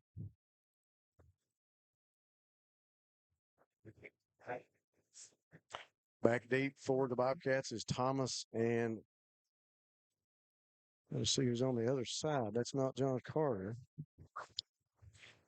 So coming out of there with it is Gibson. Gibson up to about the 50-yard line. He'll cross into Commodore territory. So the squib kick handled by Gibson. He'll try to roll out of the pile. I hope he just fell on the football, or maybe he's nursing another cramp.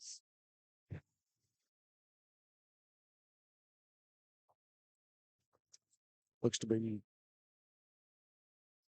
rolling up on his own, trying to stand up on his own. So Gibson will come off gingerly. 4:49 on the clock, 52-27. Good run by Gibson after he handled the kickoff to get the ball over into Commodore territory. Breathitt offense goes back to work. Holcomb with 2 receivers each side. Barnett just to his right. Good snap.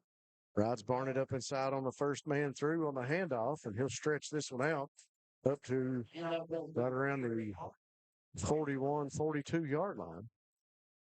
Looked like Barnett was reaching back like maybe he had a strain or a cramp. As he gets up and walks that one off.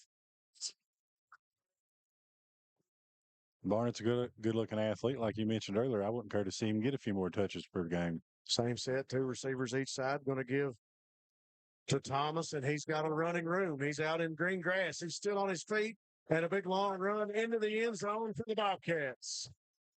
And that is a scoring play brought to you by Family Pharmacy and Hometown Pharmacy, proud supporters of the Bobcats. So that time on the receiver around, if you will, play. A little jet sweep action for Thomas as he takes the ball in the backfield, and didn't take it long. He had a lead blocker out there in Colby Bird, and Thomas makes his way into the end zone with 4:13 on the clock. Yeah, right. That touchdown will make it 52-33. That's right. Yeah, they were able to do something there that they've been trying to do, that's to get that young man the ball in space. Yeah. Because you can see what he can do when he's got some room to run.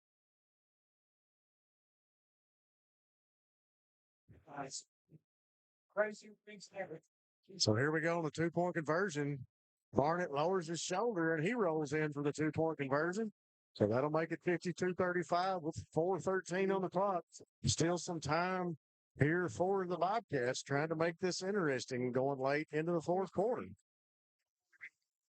We'll see what the Commodores and Coach Dixon have in store here to finish this one out. You got to believe that Coach Dixon's going to do the same thing he did earlier, Eric, as he brought the ball out, gave it to Combs, and he marched down the field and ate up a lot of clock and a lot of yards.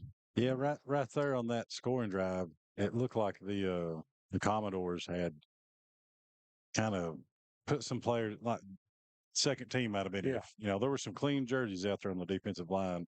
I don't think he's going to do that when they get the ball back. I think he's going to have the number ones out there, and he's going to try to kill this clock if he's able to. I think you're right.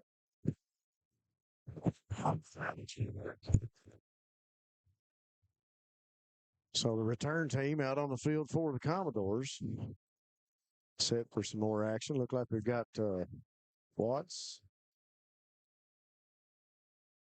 And they're trying to see what the other number was. That's Gibson over on the other side of the field for the Commodores.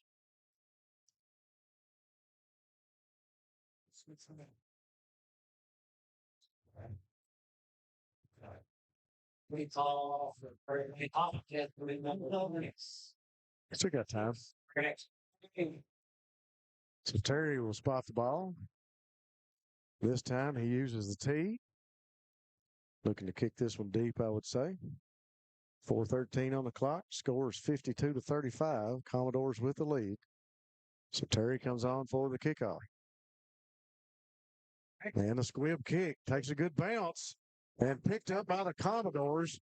Took it up out of the air, and he's up to about the 10 or 11 yard line.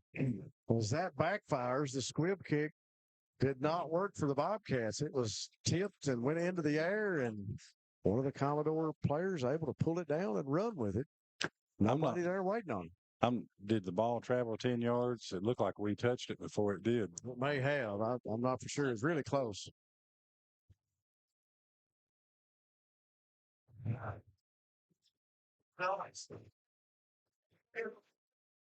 The defense for the Bobcats. Back out getting set. Looks like we got Tate and Skidmore in there going to be playing nose guard now in the middle. Terry and Abner in at the tackles. 4:08 on the clock here in the fourth. We'll start this first down drive from the 14-yard line for the Commodore.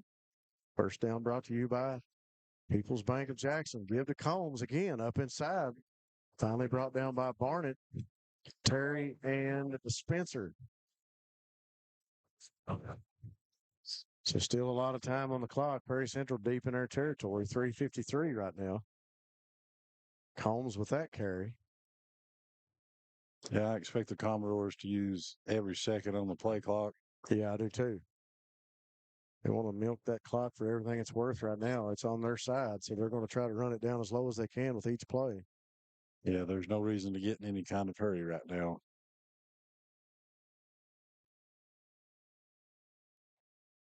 Commodore offense is set.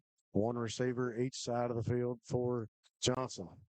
He's got Combs just to his side and Gibson behind him. Gibson again with a carry, stiff arm, and he'll get just past Thomas, and we got another flag.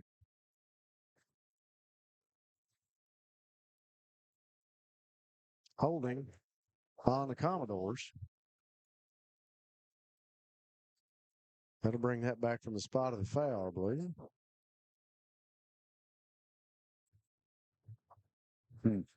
Still 3:12 on the clock here in the fourth. I didn't see that one, Rob, so. I didn't either. The flag was thrown in the direction of Combs or one of those blockers over there on the left, out in front of Gibson. Gibson goes off. 2018. So second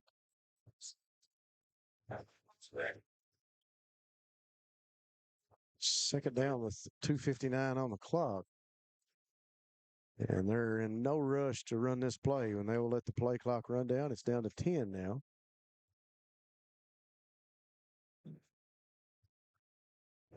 Johnson will give to Combs. Combs going to be met at the line of scrimmage and tackled for a loss. I believe that was Barnett and Trumbo. Real good job by the Bobcat defense on that play to stuff the hole and then flow to the football, prevent any type of gain. 2:24 now. Clock continues to run.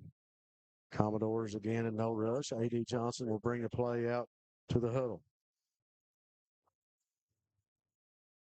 2nd and 14. It's actually 3rd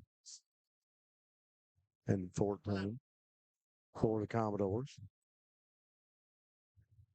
Gibson will get set, and Mark Dixon will call a timeout on the Prairie Central sideline. We'll take it with them here on Bluegrass Sports Nation. We'll be back after this message. YPK Motorsports is excited to help you experience the fun and adventure a quality Yamaha, Polaris, or Kawasaki vehicle can bring to your life.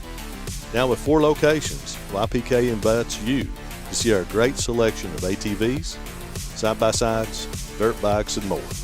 Come visit us in Jackson, Hazard, or Paintsville, or online at ypkmotorsports.com.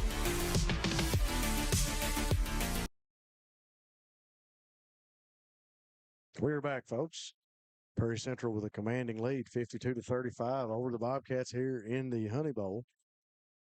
We still got about a minute and 56 seconds left on the clock. Mark Dixon making use of that timeout. 3rd and 16 for the Commodores. Coach Dixon trying to continue to manage the clock in the field. He uses a timeout. He'll bring the offense out, get them set, see if they can get the ball back into the end zone. At least pick up the first down. That would get them right down there within about 4 yards of the goal line. Johnson will put Gibson in motion and come back to him in a pitch. And again, he's over on that left side. He's going to be tackled. Pickup of about 4, maybe 5 yards for Gibson.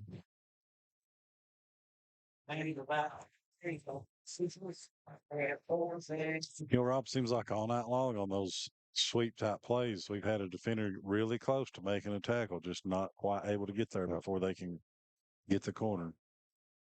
And that just goes to show that good execution blocking up front by the Commodores. Well, that'll bring up 4th and long. And play clock down to 13 now as the Commodores come to the line of scrimmage. Once again, no rush, trying to use the clock down to 1 minute, 12 seconds. Johnson takes the snap. For 1 second on the play clock, give to Colin Combs. Combs lowers the shoulder, and he'll get it up to about the 11 or 12 yard line, which that will bring it up short, and the Bobcats will take over on downs.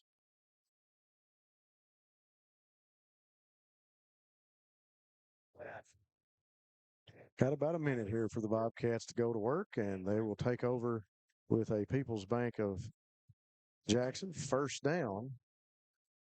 Looks like the 11 or 12 yard line. I think it's sitting on the 12.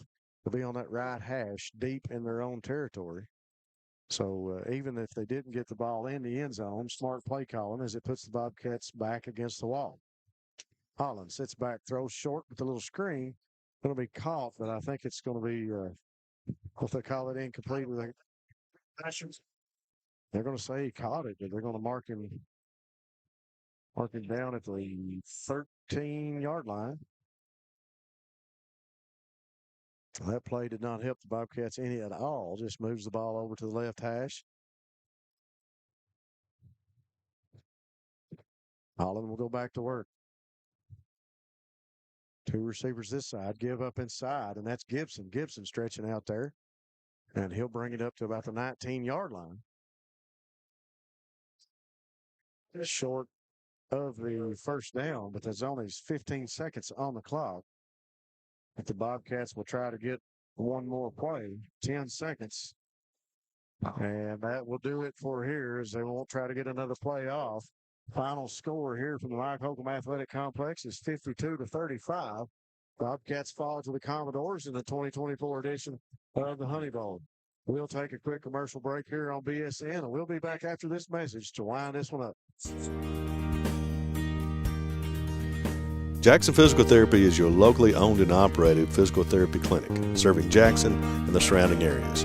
Owned by Colby Watts, Jackson Physical Therapy has a talented and experienced staff ready to meet all your physical therapy needs. Jackson Physical Therapy is a proud supporter of our local youth and sports teams. Call JPT at 666-9293 to schedule your appointment today and let us improve your quality of life.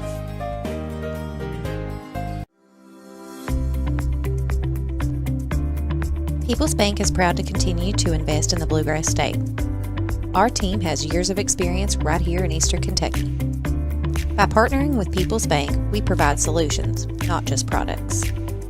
Our vision is to be the best community bank in America, and we would love a chance to earn your business. People's Bank, working together, building success.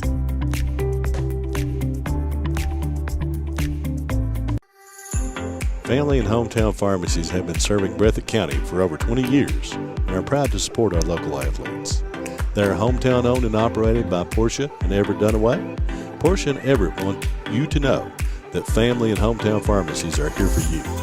Now offering 2 ways to fill your prescriptions. Use the Refill Quick app on your smartphone or give them a call at 666-5519 or 666-5502. All right, folks, we are back with Bluegrass Sports Nation here to wind this one up from the Holcomb Athletic Complex. The Bobcats fall in the Honey Bowl to the Perry Central Commodores, 52-35. Eric, just a excellent first quarter. We talked about that early on for the Commodores as they took control of this game early and went up 21-0 on the Bobcats. And the Bobcats had a rough time trying to build back from that deficit. Yeah. Yeah, you're right, Rob. I mean, it's 52-35. The Bobcats put points on the board. But that first quarter, when they got behind, they just weren't able to, to climb back out of that hole. And here they find themselves 0-2, headed to Lewis County next week. It's nowhere you want to be, but one thing you've got to say is they've played 2 bigger schools. They've played 2 really good teams, and they have shown a lot of fight and heart and determination in the games. I mean, they've lost, but they haven't laid down and quit. They just didn't score as many points. So you've got to be optimistic about that if you're Coach Moore, and you just have to go back to the drawing board and get back to work and try to get a win next week. Yeah, a rough loss to a team with a good week of practice, and both teams coming in here without a win, and the Commodores will go away 1-1. Bobcats at 0-2. Next week, we travel to Lewis County for a big game, and join us here on Bluegrass Sports Nation as we'll be back live for all the coverage, bringing you the Bobcat action and doing our best to cover these games for you. It's a long trip. Not everybody going to be able to make that one, so look forward to seeing all of you guys online, listening to us and watching us on Bluegrass Sports Nation. Thanks again to our premier sponsors, Family Pharmacy and Hometown Pharmacy, and also People's Bank of Jackson. We appreciate all those fine folks that help make tonight's broadcast happen. For Brendan Miller, Ty Back, and Eric Collins, I'm Rob Hounshill. We'll talk to you next week from Lewis County as the Bobcats travel north.